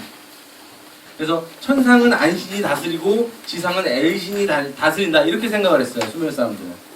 그리고 뭐 대기의 신, 미프로의 수호신, 수많은 신들이 나와요. 그러니까 수메르 문화를 보면 이 수메르 문학 책들을 보면 이 다양한 신들에 대한 설명이 나와요. 그래서 수메르 사람들은 다신 문화를 갖고 있었다. 높은 영성 문화를 갖고 있었다. 이렇게 우리가 알 수가 있고요. 자, 두 번째는 자 왼쪽에 있는 사진이 뭐냐면 사르곤 대왕이에요. 사르곤 대왕. 역사 공부 많이 하신 분들은 아실 텐데 수메르 지역을 통일한 그 도시국가들이 많았잖아요. 그 많은 도시국가들을 하나로 통일한 최초의 왕이에요. 사르곤 왕. 이 사르곤 왕의 사진 그림인데 보시면 사르곤 왕 앞에 나무가 한 그룹 있죠. 나무. 저 나무가 신단수예요. 신단수에 대해서 뒤에서 다시 한번 설명을 드릴 건데 저 신단수를 보면 줄기가 어떻게 돼 있죠? 세 줄로 돼 있죠. 줄기가 세 줄로 돼 있고 그다음에 이파리도 보면 3개씩 전부 달렸어요. 3개. 그다음에 사르곤 왕이 들고 있는 저 왼손에 들고 있는 저 열매를 보면 열매도 3개예요. 전부 이렇게 3회 문화로 표현을 하고 있다는 거예요. 모든 것을. 그래서 아까 말씀드린 30문화를 수메르 문화에서도 그대로 가지고 있다. 이렇게 이해할 수 있고요. 자, 그 다음에 이건 이제 역시 사르곤 대왕인데 여기 보시면 위에 상투를 들고 있어요. 상투 문화가 있다는 거죠. 상투. 근데 딱 이렇게 생각이 드실 수도 있어요. 보시면 이거 상투 같습니까? 상투가 아니라 무슨 모자 위에 달린 것 같다 이렇게 생각하시는 분도 있을 것 같아요. 저기 무슨 상투냐 그럴 수도 있는데 중요한 건 요거를 수메르 사람들이 뭐라고 읽었냐면 저거를 상투라고 읽었어요. 수메르 사람들이 수메르 언어로 이게 상투예요. 제가 지금 이게 상투입니다라고 설명드리고 있지만 수메르 사람도 이걸 상투라고 불렀어요. 언어가 똑같아요. 상투. 아까 말씀드린 것처럼 한국 사람들의 유일한 고유의 헤어스타일이 상투잖아요. 상투 왜 뜨는지 아십니까? 하느라고. 네, 우리 신규 공부하신 분들은 들으셨을 텐데 상투는 이 천상의 북두칠성 문화, 북두칠성과 나와 생명 기운을 이렇게 받기 위해서 연결하는 거, 안테나 같은 거예요, 상투. 그래서 상투를 꽂을 때 상투를 몇 번 꽂는지 아세요, 이렇게? 앞으로 4번, 뒤로 3번에 총 7번을 꽂아요. 북두칠성을 연관시켜서. 그래서 이 상투 문화가 북두칠성 문화의 아주 핵심 문화인데 그 문화를 수메르 사람들이 똑같이 하고 있었다. 상투. 그래서 칠성 문화를 갖고 있었다는 겁니다, 핵심은. 그래서 사르곤 대왕뿐만 아니라 뭐 팔레세르 3세라든지 아슈르바니반이라든지 이런 사람들도 전부 이렇게 상투를 하고 있는 모양들이 나오죠. 그 다음에 이건 사르곤 2세인데 내 마음은 이 양반이 뭐라 했냐면 영혼과 육신의 고향 천상의 하느님의 별 칠성을 향하노라 이런 언급을 하고 있어요. 칠성 하느님의 별 하느님이 계신 별이 칠성이다. 칠성 문화를 얘기하고 있죠. 자, 근데 재밌는 건 자 보세요. 아까 처음에 강의 시작할 때 그 지구랏이라는 재단이 있었죠. 큰 재단 벽돌로 쌓은 그 지구랏은 원래 뭐 하는 건 재단이 하늘에 제를 지내는데 하늘의 7 주신에게 천재를 올린 재단이었어요. 아까 하늘에 안신이 있었고 안신 밑에 7신이 있다고 했죠. 그 7신에게 제사를 지냈던 재단이 지구랏이에요. 근데 그 7신이 수메르에서 이렇게 언급이 되고 있어요. 첫 번째는 안신, 가장 높은 신. 천재 하늘신이에요. 그 다음에 뭐 엔일신, 인루상, 엔키에서 좀 7명의 신이 있어요. 이 신을 받들었다는 얘기죠. 수메르 시대에. 자, 근데 요 7신이 기독교 성경책에서 뭐라고 표현하고 있냐면 수메르의 7신은 기독교에 영향을 주어 하나님의 7영, 7성령으로 전승되었다 이렇게 나오죠. 수메르의 7신, 안신 밑에 있었던 안신과 함께 있었던 7신이 바로 뭐냐면 기독교 성경책에 있는 하나님의 7성령이다 그 말이에요. 기독교 문명, 서양 문명, 기독교라는 게 수메르에서 나온 거거든요. 뒤에 다시 한번 살펴보겠지만 그래서 오늘날 이것이 또 오늘날 사용하는 요일의 이름이 되었다.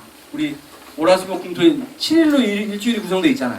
왜 7일이냐? 이 수메르 문명에서 나왔다는 거예요. 수메르 문명에서 일곱 신을 섬기고 일곱 신을 섬겼던 그 문화가 지금의 요일로 변했다는 말이에요. 근데 재밌는 거는 환단국이 태백일사에 보면 이 동방 문화에서 똑같은 얘기가 나와요. 아까 환국이 서양으로 가서 수메르가 되고 동방에 환국이 있었다 그랬잖아요. 배달 문명이 열렸다 그랬잖아요. 그 환단국이 태백일사 신시봉기가 배달 시대의 이야기예요. 거기 보시면 이런 내용이 나와요. 재밌는데 어렵죠. 보세요. 신시지세 배달국 그 시대에 있었어요. 7회 제신지력 7회 7번에 걸쳐서 돌아서 신에게 제사를 지내서 그것으로 달력을 만들었다 그 말이에요. 그 다음에 이 배달 시대에도 7신에게 제사를 지내면서 그거를 요일로 만들었다. 달력을 만들었다는 거예요. 7신에게 번갈아 가면서 이렇게 제사를 지내면서 달력을 만들었다는 기록이 나와요. 재밌죠?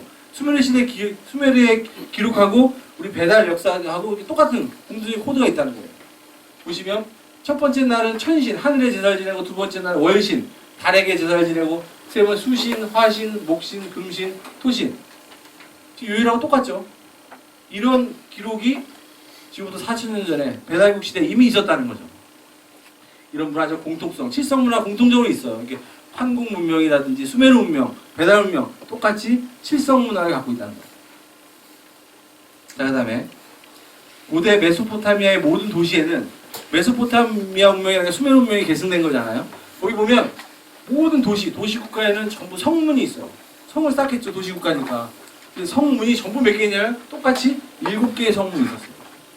도시마다 뭐 성의 문이 다를 수 있겠죠. 5개 있는 성도 있고 6개 있는 성도 있을 수 있지만 전부 똑같이 7개의 성문을 가지고 있었고 또 그 문에는 전부 7개의 빗장이 있었어요. 7의 문화를 갖고 있었다는 거죠. 그래서 유대인들의 역사서의 구약전서, 구약성경을 보면 천지 창조가 7일 만에 이루어졌다고 해요. 교회 다니시는 분들 많이 계시죠? 구약 성경에 보면 하느님께서 이 천지를 빚으셨는데 며칠 만에? 7일 만에 똑같이 칠성문화에 7일 만에 천지를 빚었고 또 신약전서 보면 7개의 금초대, 7교회, 하나님의 7 성령 등 7에 대한 언급을 굉장히 많이 하고 있어요. 7. 이런 칠성문화가 서양 기독교 문화에도 그대로 들어있다는 거죠. 자, 지금부터는 이제 서양 문화의 토대인 기독교에 대해서 살펴보려고 해요. 기독교. 우리가 한국 문명이 수메르 문명이 됐어요. 그렇죠? 근데 한국 문명의 뿌리는 신교예요. 근데 서양 문명은 기독교를 낳았어요. 그럼 결국은 기독교도 신교에서 나왔다는 우리가 연역적으로 얘기할 수가 있겠죠. 기독교도 신교에서 나온 거예요. 기독교는 수메르에서 나왔기 때문에 수메르 문명을 통해서 나왔기 때문에 수메르 문명은 신교를 바탕으로 해서 나왔잖아요. 그러니까 기독교도 신교 문명을 바탕으로 해서 나왔어요. 그래서 이제 지금부터 그걸 한번 확인해 보는 시간을 갖도록 하겠습니다. 자, 첫 번째 내용은 뭐냐면 구약 창세기의 기원, 수메르의 천지 창조 신화예요. 자, 구약 창세기. 교회 다니시는 분들 계실 텐데 제 사실 강의 내용이 좀 이렇게 탐탁치 않을 수도 있습니다. 근데 제가 사실을 말씀드리는 거니까 역사로 공부를 하시면 될 것 같아요. 구약 창세기가 언제 쓰여졌는지 아십니까? 하나님이 천지를 창조했다라든지 구약 창세기가 쓰여진 게 언제인지 아세요? 기원전 400년이에요. 4세기. 기원전 4세기. 그러니까 기원전 400년. 그러면 지금부터 한 2500년 전에 창세기가 쓰여진 거예요. 구약 창세기는. 그리고 수메르의 천지 창조 신화. 이거는 기원전 4000년. 지금부터 6000년 전에 쓰여진 글이에요. 그러니까 시기적으로는 비교가 안 되죠. 구약 창세기하고 수메르 창세기. 근데 중요한 건 뭐냐면 구약 창세기하고 수메르의 창세기하고 엄청나게 비슷해요. 엄청나게 비슷해요. 자, 밑에 보시면 구약 성경의 진실을 확인하기 위해 발굴에 나선 신학자들이 발굴이 진행될수록 수메르 문명이 구약 성경의 뿌림이 드러나자 당황하였다. 무슨 얘기냐면 우리 성경 공부를 하는 사람들이 실제로 성경책에 있는 내용들이 진짜인가 사실인가 그걸 알아보기 위해서 그 유대인들의 그 고향이 되는 수메르 문명지에 가서 많은 유물을 탐사했어요. 그래서 탐사할 때 결국 나온 결과가 뭐냐면 수메르 문명이에요. 그래서 그 수메르 문명을 발굴하면서 엄청난 충격에 빠진 거예요. 엄청난 충격에 빠진 거예요. 그 충격적인 내용들을 이제 지금부터 하나씩 말씀드릴 건데, 자 보시면 첫 번째 흙으로 인간을 만드는 인간 창조신화. 구약성경에 보면 하나님께서 사람을 어떻게 빚죠? 흙으로 빚죠. 맞죠? 흙으로 빚어서 어떻게 합니까? 네? 흙으로 빚으면 사람이 됩니까? 네, 거꾸로 바람을 콕 불어넣으니까 사람이 생명이 불어넣고 사람이 됐다는 거잖아요. 맞죠? 교회 안 다니신 분도 아마 한 번 이상은 다 들어보셨을 거예요. 자, 그런데 이게 이제 말 그대로 구약 성경이에요. 하나님이 가라사대 우리의 형상을 따라 우리의 모양대로 우리가 사람을 만들고 여호와 하나님이 흙으로 사람을 빚어 만드시고 생기를 그 코로 불어넣으시니 사람이 생명이 된지라. 이렇게 창세기에 나와요. 자, 근데 자 보시면 수메르 창세기에 보면 또 이런 글이 나와요. 이게 이거보다 한 4,000년 이상 먼저 쓴 글이에요, 이게. 자, 바다의 신 남무와 출산의 신 림바가 바다에 떠있는 지능을 가지고 검은 머리 사람 만들었다. 흙을 가지고 만들었다는 얘기가 이미 수메르 창세신화에 나오고 있어요. 흙으로 사람을 만들었다. 그 다음에 또 그리스 신화 보면 이런 말이 나와요. 프로메테우스가 흙을 반죽하여 신의 형상을 따서 인간을 만들자 아테나 여신이 코로 생명을 불어넣었다. 거의 비슷하죠. 코로 생명을 불어넣었다. 흙으로 만들었다. 이런 이야기가 이미 있다는 거죠. 이렇게. 자, 뭐 기독교로 폄하하려는 말씀이 아니니까 오해하지 말고 들으시면 될 것 같습니다. 자, 그 다음에 그 유명한 우리 노아의 홍수라는 사건 있죠. 노아의 홍수. 아시죠? 신이 그 신의 권위에 도전하는 인간들에게 어떻게 했습니까? 인간을 벌하기 위해서 홍수를 내렸다는 거죠. 비가 많이 오게 해서 인류를 전멸시켰다는 거예요. 근데 그때 노아 가족들만 방주를 만들어서 자기들은 거기서 살고 모든 짐승들을 동물들을 암수 한 쌍씩 실어가지고 그들만 살았다는 거죠. 노아의 방주. 들어보셨죠? 그러고 나서 물이 빠지고 나서 나와서 생명체가 다시 유지됐다는 거예요. 그 이야기가 맞다면 모든 사람들은 전부 노아의 후손이 될 수밖에 없어요. 그 다음에 노아 가족만 살았으니까. 그렇죠? 여기 계신 분도 전부 노아의 후손일 수밖에 없는 거예요. 그러면. 그렇죠? 근데 이 노아의 홍수 설화가 그 수메르 5대 우르크의 5대 왕의 길가메시 서사시라는 책이 있어요. 길가메시 서사시. 길가메시는 이 수메르의 굉장히 유명한 사람이에요. 영생을 꿈꿨던 이 신화적인 인물인데 이 사람의 일생을 그린 그 서사시에 보면 똑같은 이야기가 나와요. 똑같은 이야기. 어떻게 다르냐? 다른 점은 사람만 달라요. 자, 엔닐과 여호와. 그 노아의 홍수 보면 여호와 신이 비를 내리잖아요. 여호와 하느님이. 근데 거기 이 길가메시 서사시를 보면 엔닐 신이에요. 엔닐 신. 아까 엘신이 있었죠. 엘신이 비를 내려가지고 인류를 다 죽이는 거예요. 그다음에 또 노아가 방주를 만들어가지고 이제 자기 가족들 타고 살았다는 건데 여기는 우트 나파시팀이라는 사람이에요. 사람 이름만 달라요. 똑같아요. 내용이. 네. 방주를 만들고 똑같고 그다음에 비가 노아의 방주 보면 40일 동안 비가 왔다는 거예요. 40일 동안. 근데 이 선화에 보면 선화시에 보면 7일이에요. 7일. 40일이 아니라 7일. 그다음에 비가 많이 왔기 때문에 이제 물이 다 빠졌는지 확인하기 위해서 새를 날려보내요. 그죠? 노아의 홍수 보면. 그런데 어떤 새를 보내냐면 성경책에 보면 비둘기를 날려보내요. 비둘기를 날려보내가지고 물이 빠져서 육지가 나왔는지 확인하는데 이 설화를 보면 까마귀를 날려보내요. 요런 차이밖에 없어. 똑같아요. 그러니까 이런 거를 발견하고 나서 그 성경 공부하던 사람들이 충격에 빠지는 거죠. 응? 자, 그 다음에 바벨탑 이야기. 바벨탑 이야기도 아시죠? 구약 성경 보면 그 신의 권위에 도전하기 위해서 높이 탑을 쌓았다는 거죠. 근데 신이 무엄하다고 그걸 무너뜨리고 그 사람들이 참 언어를 바꿔가지고 서로 의사소통을 못하게 만들었다는 게 바벨탑 이야기잖아요. 근데 그 바벨탑 이야기가 똑같이 바빌론 연대기에 똑같이 있어요. 똑같이 있어요. 그 구약 창세기에 보면 시나르라는 땅이 나와요. 시나르. 이 바벨탑이 건설된 그 지역 이름을 성경책에 보면 시나르라고 불러요. 시나르. 영어로 SHIR 이렇게 하는데 시나르라고 하는데 이 시나르가 수메르라는 뜻이에요. 수메르. 자, 그 다음에 수메르와 기독교에 대해서 한번 살펴보는데 그 성경책에 보면 시편이 있어요. 시편. 아시죠? 시편? 그 이제 하느님을 찬양하는 시들로 돼 있어요. 그러니까 성경책 보면 가장 두꺼운 부분이 시편이에요. 그 시편에 있는 모든 내용들이 하느님을 찬양하는 시인데 그 시편의 내용이 수메르의 예배의식에 썼던 의례문하고 똑같아요. 그리고 잠언은 이게 인생을 살아가는데 교훈이 되는 그런 말들로 구성되어 있는 그 성경책의 일부분이죠. 그 잠언을 보면 수메르의 속담, 금언, 교훈하고 똑같아요. 실제로. 보시면 이건 예수 탄생 설화예요. 우리 예수님 탄생의 설화에 대해서 한번 살펴보는데 자 보시면 기원전 이거 재밌습니다. 잘 보세요. 기원전 3000년 전에 12월 25일 처녀 잉태로 탄생한 호루스. 이집트의 태양신 탄생 설화가 있어요. 이집트의 탄생 설화는 예수님 태어나기 훨씬 전이에요. 그러니까 이제 그 훨씬 전의 이야기인데 12월 25일 우리 보통 크리스마스라고 하는 12월 25일 날 처녀가 결혼하지 않은 처녀가 아이를 뵈서 아이를 낳아요. 그래서 이집트 태양신 호루스가 됐다는 탄생 설화가 있거든요. 그 설화에 보면 이렇게 나와요. 동방의 별이 출생을 지켜보았고 탄생 후 3명의 왕에 의해 숭배됐다. 자, 제가 이렇게 밑줄을 쳐놨는데 밑줄 친 부분을 잘 기억하세요. 자, 그 호루스가 12살에 신성한 지도자가 됐으며 30살에 아누프라는 성직자에게 세례를 받고 성직 생활을 시작했다. 이렇게 나옵니다. 자, 또 12명의 추종자가 자기가 성직자 생활을 하는데 12명의 추종자가 있었고 함께 방랑하며 병자를 치료하고 무리를 걷는 등 기적을 행했대요. 누가? 호루스가. 자, 진리 빈 목자 신 양 주의 아들로 알려졌고 타이폰 자기 제자인 타이폰이 배신을 해가지고 십자가의 못을 박힌 후 죽은 뒤에 3일 만에 부활했다. 이게 이집트 태양신 호루스 탄생 설화예요. 벌써 많이 들은 얘기죠. 그렇죠? 자, 예수 탄생 설화 보시면 예수는 12월 25일 날 12월 25일 크리스마스 실제로 이날이 아니라는 거죠. 근데 성경책에 보면 이렇게 나옵니다. 12월 25일 날 베들레헴에서 마리아 처녀 수태로 태어난다.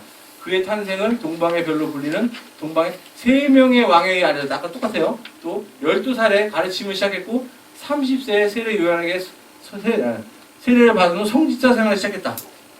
네. 그 다음에 12명의 제자를 가지고 있었다. 또 제자인 유다에게 배신을 당해가지고 30세에 팔아넘겨져서 배신을 당했어. 십자가에 못 박혀 처형을 당하고 3일 만에 부활했다.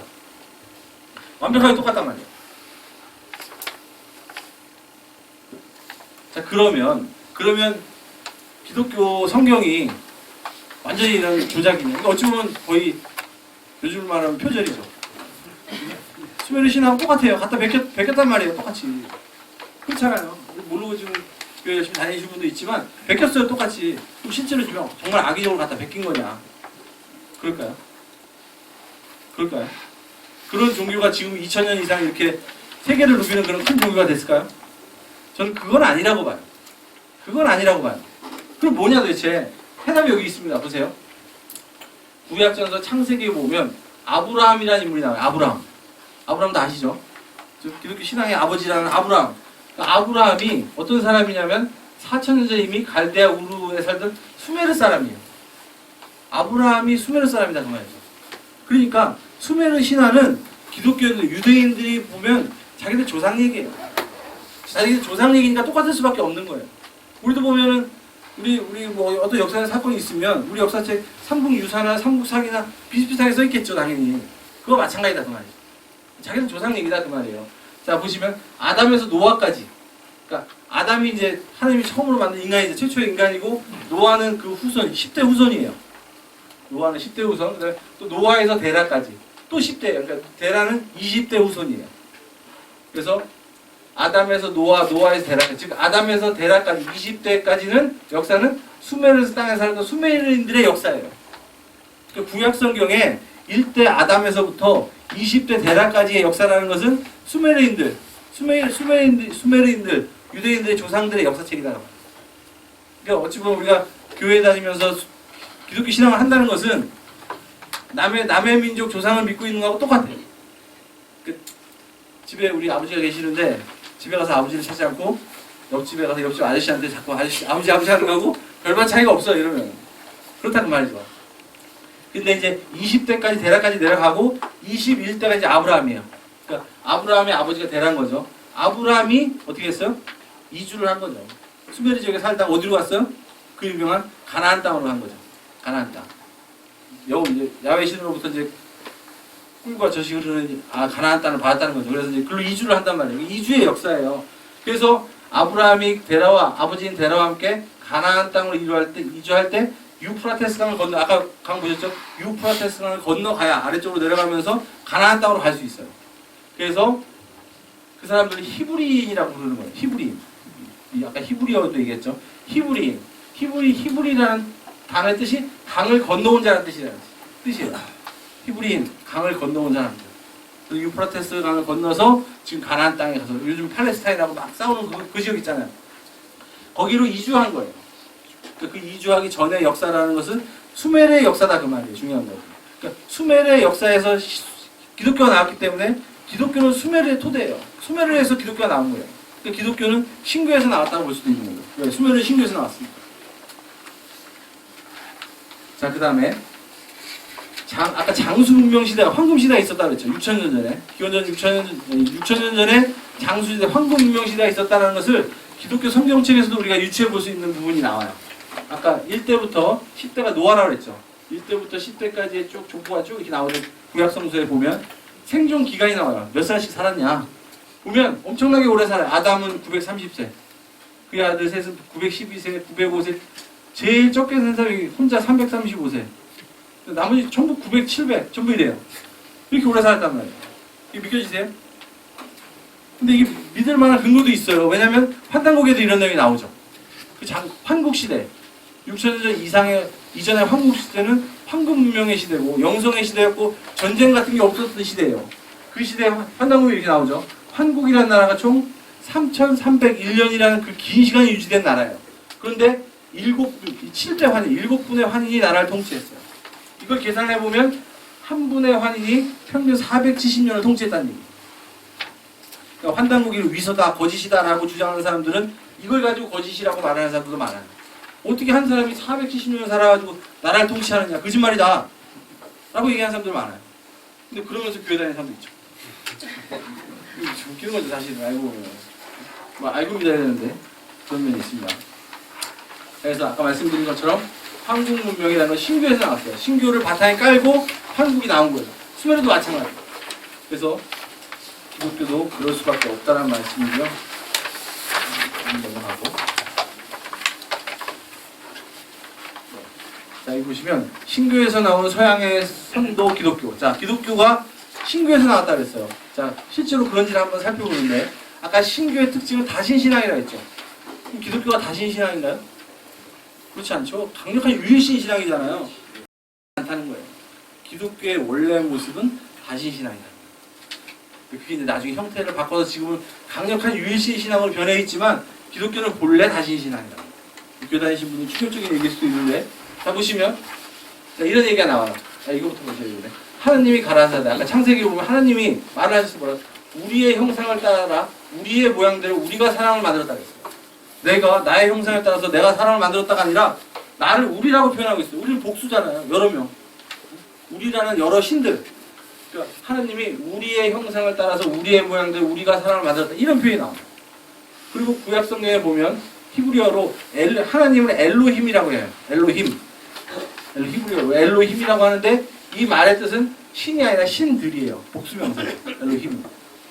그래서 이렇게 하나님을 표현할 때 다신으로 표현하고 있어요. 실제 그 히브리어를 보면. 자, 그 다음에 또 신교적인 요소 어디냐면 아브라함이 아까 아브라함이 야외식으로부터 가나안 땅으로 이주하라는 그런 땅을 선물받고 이주를 하잖아요. 그런데 성경에 보면 뭐라고 하냐? 아브라함은 모레라는 상수리 나무 앞에서 제단을 쌓았대요. 아브라함이 야외에게 기도를 하는데 그냥 무릎 꿇고 앉아서 그냥 기도하는 게 아니라 상수리 나무 앞에서 제단을 쌓고 야외로부터 가나안 땅을 주신다는 약속을 받았다는 거예요.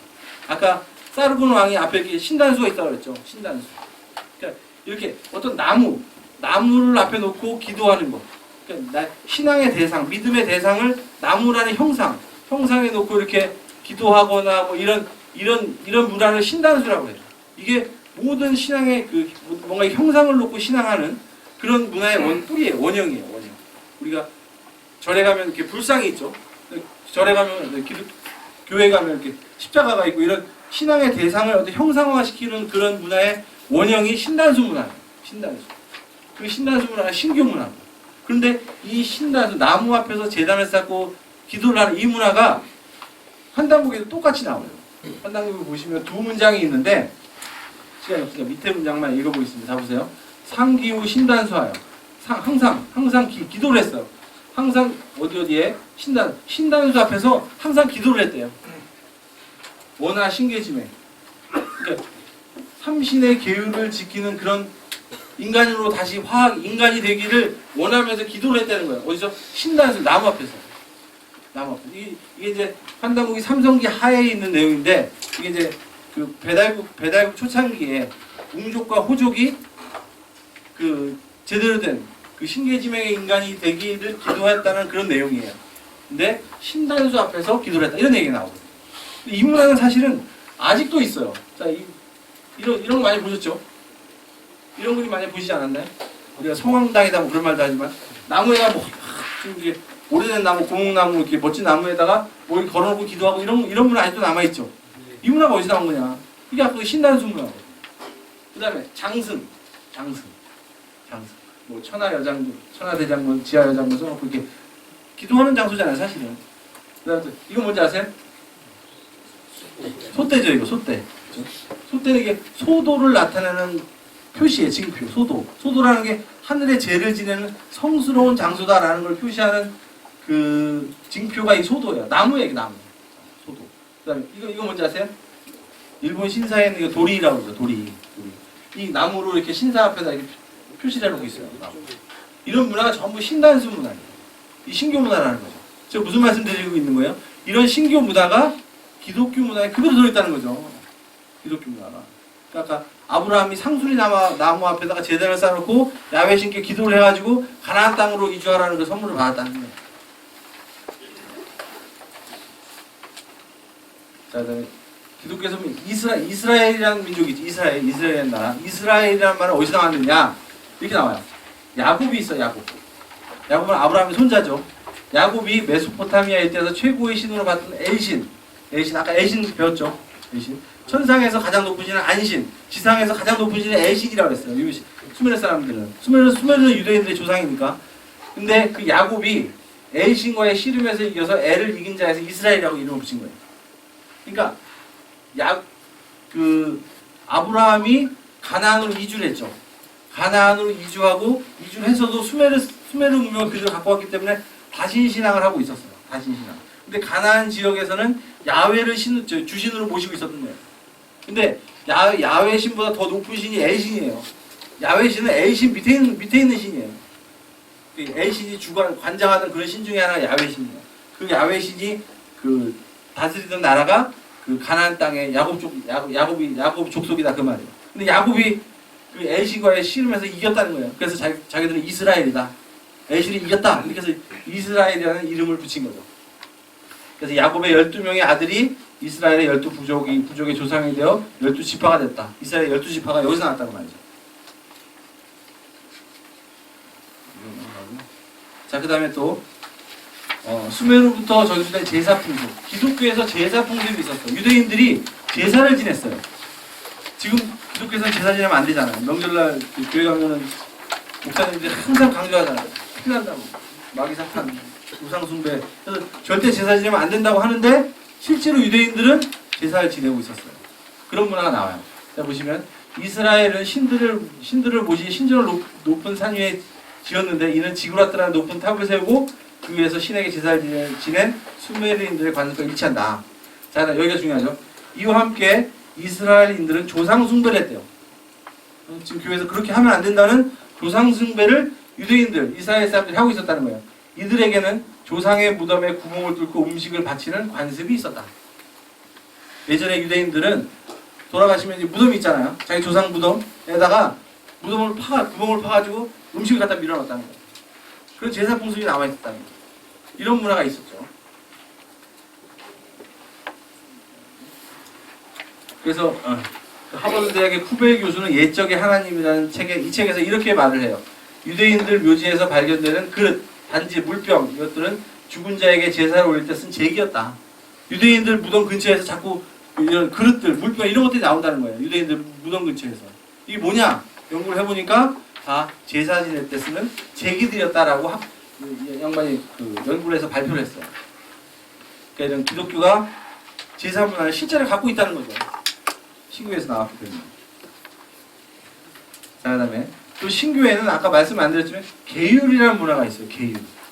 계율이라는 건 인간이 꼭 지켜야 되는 뭔가 이렇게 규범이라는 거죠. 이런 계율 문화가 있다는 거죠. 이게 이제 대표적인 게 모세 10계죠. 10계명. 뭐 하지 마라, 뭐 하지 마. 이런 게 있잖아요. 뭐 나 외에 다른 신을 섬기지 마라도 있지만 뭐 간음하지 마라. 뭐 이런 게 있단 말이에요. 이런 계율 문화가 있는데 이 계율이라는 게 원래 신교 문화다 그 말이에요. 신교에서 태백일사 환국봉기에 보면 환국오운이라는 게 있어요. 환국 시대부터 인간은 어떻게 살아야 되고 어떤 계율을 지켜야 한다는 5가지 큰 계율이 있었어요. 환국 오문, 그리고 배달시대 참전계, 온전한 제대로 된 인간이 되려면 지키고 살아야 되는 이런 계율에 대한 글이 있었단 말이에요. 이런 문화가 계율 문화인데, 신교 문화인데, 이게 이제 기독교에서 모세 십계로 그대로 있다는 거죠. 그다음에 삼신신앙, 아까 삼신, 하나님은 삼으로 존재한다, 이런 삼신 문화가 있는데 기독교에도 삼신 문화를 가지고 있어요. 99세의 아브라함이 이제 실제로 자식을 못 낳죠. 근데 99세, 100살이 다 돼가지고 자식을 얻어요. 어떻게 얻었냐면 99세의 아브라함에게 언약의 아들 이삭을 내려줄 것을 약속할 때 야훼 신이 나타나요. 아브라함 앞에 야훼 신이 나타나는데 아브라함이 본 것은 사람 셋이었다는 거예요. 야훼 신, 자기들이 믿는 하나님을 봤는데 하나님이 세 분으로 있더라는 거예요. 한 분이 아니라. 뭔가 환상 잘못 본 헛것을 본 것이 아니라 아브라함이 자기가 믿는 하나님을 봤는데 하나님은 셋으로 존재한다. 삼신문화예요. 이게 이제 기독교에서 성부, 성자, 성신 문화잖아요. 이게 신교에서 말하는 조화신, 교화신, 치화신이라고 하는 삼신이 문화가 그대로 기독교 전파를 내서 기독교에서 이렇게 삼신 문화, 성부, 성자, 성신의 문화 그대로 지금 있는 거거든요. 아까 말씀드린 것처럼 불교에 보면 법신불, 보신불, 화신불 그래요. 부처님을 얘기할 때 세수로 설명을 하고 있거든요. 하나님을 세수로 설명한 이 문화가 기독교에도 그대로 있다. 네, 그 다음 칠성사상, 아까 말씀드린 것처럼 기독교는 뭐 7의 문화, 7의 종교이기 때문에 7이라는 언어는 굉장히 많아요. 기독교 성경책을 보면. 그래서 신교의 칠성사상이 수메르 문명을 거쳐서 유대교와 기독교에서 칠수사상으로 다양하게 나타난다. 칠수사상, 기독교에서는 7의 사상이 나타난다는 거예요. 결론적으로 유대교와 기독교는 신교의 토양에서 태어나 불멸과 영생을 추구하는 서양의 신교다. 기독교를 뭐라고 정의할 수 있느냐? 서양의 신교다. 기독교는 서양의 신교다. 그래서 천지창조가 7일 걸렸고 7교회가 있고 7촛대, 7천사, 7에 대한 얘기 언급이 이렇게 많다는 거예요. 칠성문화가 그대로 들어있는 게 기독교다. 그 다음에 이거 뭐 작은 예지만 소도문화도 있어요. 소도문화. 소도, 아까 하늘의 죄를 지난 성스러운 장소를 소도라고 하고 이게 신교문화라고 했는데 그 기독교 출애굽기를 보면 도피성이라는 게 나와요. 도피성. 도망간다는 얘기예요. 도망갈 수 있는 성이라는 데가 나와요. 원래 이 소도라는 것은 성스러운 장소이기 때문에 죄인이 그리 도망가면 못 잡는다는 거예요. 잡으러 못 들어간다는 거죠. 근데 이제 기독교 성경에도 뭐 도피성이라는 것이 나와요. 그래서 특별한 성음이 있어서 죄를 지은 자가 도피하여 오더라도 보호받을 수 있었던 곳이 있었다. 소도 문화가 똑같죠. 네, 오늘 강의 말씀 거의 다 끝났는데 마지막 말씀 드리겠습니다. 자, 오늘 제가 드리려는 말씀의 핵심은 원시반본이에요. 원시반본. 들어보셨나요? 원시반본. 생소하세요? 원시반본. 원시반본의 뜻은 원시라는 건 시원, 뿌리. 자기 뿌리를 찾아라는 말이에요. 자기 근원을 찾아서 반본, 그 근원으로 다시 돌아간다는 뜻이에요. 자기의 시원 문화, 시원 문명, 자기의 원뿌리를 찾아서 그 근원으로 다시 돌아가자. 이게 원시반본. 우리가 살고 있는 이 시대는 반드시 원시반본을 해야 되는 그런 시대에 우리가 살고 있어요. 원시반본. 왜 근본으로 돌아가야 되느냐. 자, 지금은 보시면 문화와 문화가 충돌하고 세상에 정말 다양한 문화가 혼재되어 있는 그런 세상이죠. 그렇죠? 그리고 이념과 사상, 종교가 충돌한다. 그렇죠? 좌우의 이념 대결, 극치의 이념 대결을 하고 있고 사상과 종교, 수많은 종교들이 갈등을 빚고 있잖아요. 사상, 종교 이런 것들이 충돌하는 극한 대립의 시대예요. 정말 혼란한 시대다 그 말이죠. 정신 차리고 살 수가 없어요. 특히 요즘 대한민국이 정말 혼돈의 시기를 살고 있잖아요. 신문에 보니까 운명의 일주일을 산다 뭐 이런 얘기를 하더라고요. 지금 우리가 살고 있는 지금 일주일, 앞으로 사는 일주일이 대한민국의 운명의 일주일이다 뭐 이런 얘기를 해요. 보니까 하여튼간에 그런 극한 대립의 시대, 혼돈의 시대에 우리가 살고 있어요. 이런 혼란한 세상 속에서 나의 정체성을 찾고 성공하는 인생으로 가는 길이 어디 있느냐. 정말 내가 제정신 찾고 이 사회를 바르게 쳐다보고 이 사회를 바르게 인식하고 내가 어떻게 살아야 되는지 이걸 바른 길로 갈 수 있기가 참 어려운 세상이에요. 너무나 혼란하고 복잡하기 때문에. 어떻게 살아야 돼? 어떻게 살아야 성공하는지 알고 계십니까? 원시반본이요? 모르시죠? 모르시니까 이제 이런 데 와서 강의 들으시는 거예요, 사실은. 근데 좀 어디 있느냐? 여기 있다는 거예요. 세상을 바로 보고 해석하는 힘. 세상을 바르게 보는 게 굉장히 어려워요.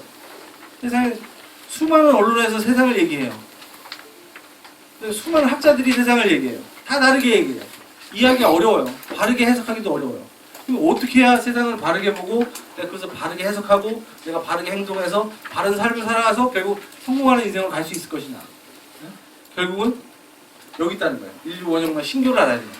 뿌리를, 좀 뜬금없는 얘기일 수도 있지만 뿌리를 알아야 된다는 거예요. 제가. 뿌리를 모르면 이 혼란한 역사 속에서 휩쓸려 간다는 거예요. 역사를 모르는 자 역사에 휩쓸려 간다 이런 얘기도 있잖아요. 자기 근원, 뿌리를 아는 게 되게 중요한 거예요. 자기의 근원, 뿌리를 알아야 세상이 바르게 보인다. 아까 신교를 공부하고 나니까 아 기독교는 이런 종교 있구나. 실체가 보이잖아요. 기독교의 허와신 이런 게 보인단 말이에요. 사실. 뿌리를 모르면 이게 아무도 모르는 거예요. 혼란 속에 있는 거거든요. 그래서 지금은 이런 혼란한 세상 속에서 제대로 된 내 중심을 잡고 세상을 바르게 보려면 근본 뿌리를 아는 게 중요하다 그 말이에요. 그래서 이제 앞으로 세상은 신교, 이게 진짜 세상을 읽는 키워드예요. 신교를 제대로 알아야 세상을 이제 하나씩 이해할 수 있는 거예요.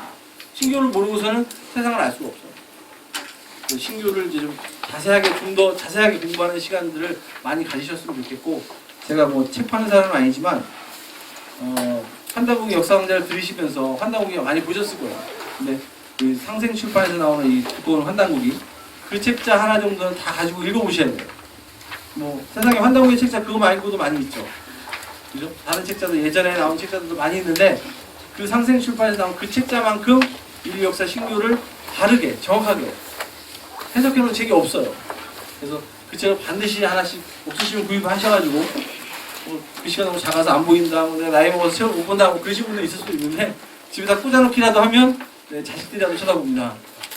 그래서 꼭 그 책을 구입하셔서 책을 한 번씩 꼭 읽어보시고 신교에 대해서 바르게 인식하시고 인생을 이렇게 바르게 살아가시는 그런 계기가 되셨으면 좋겠습니다. 이상 마치겠습니다.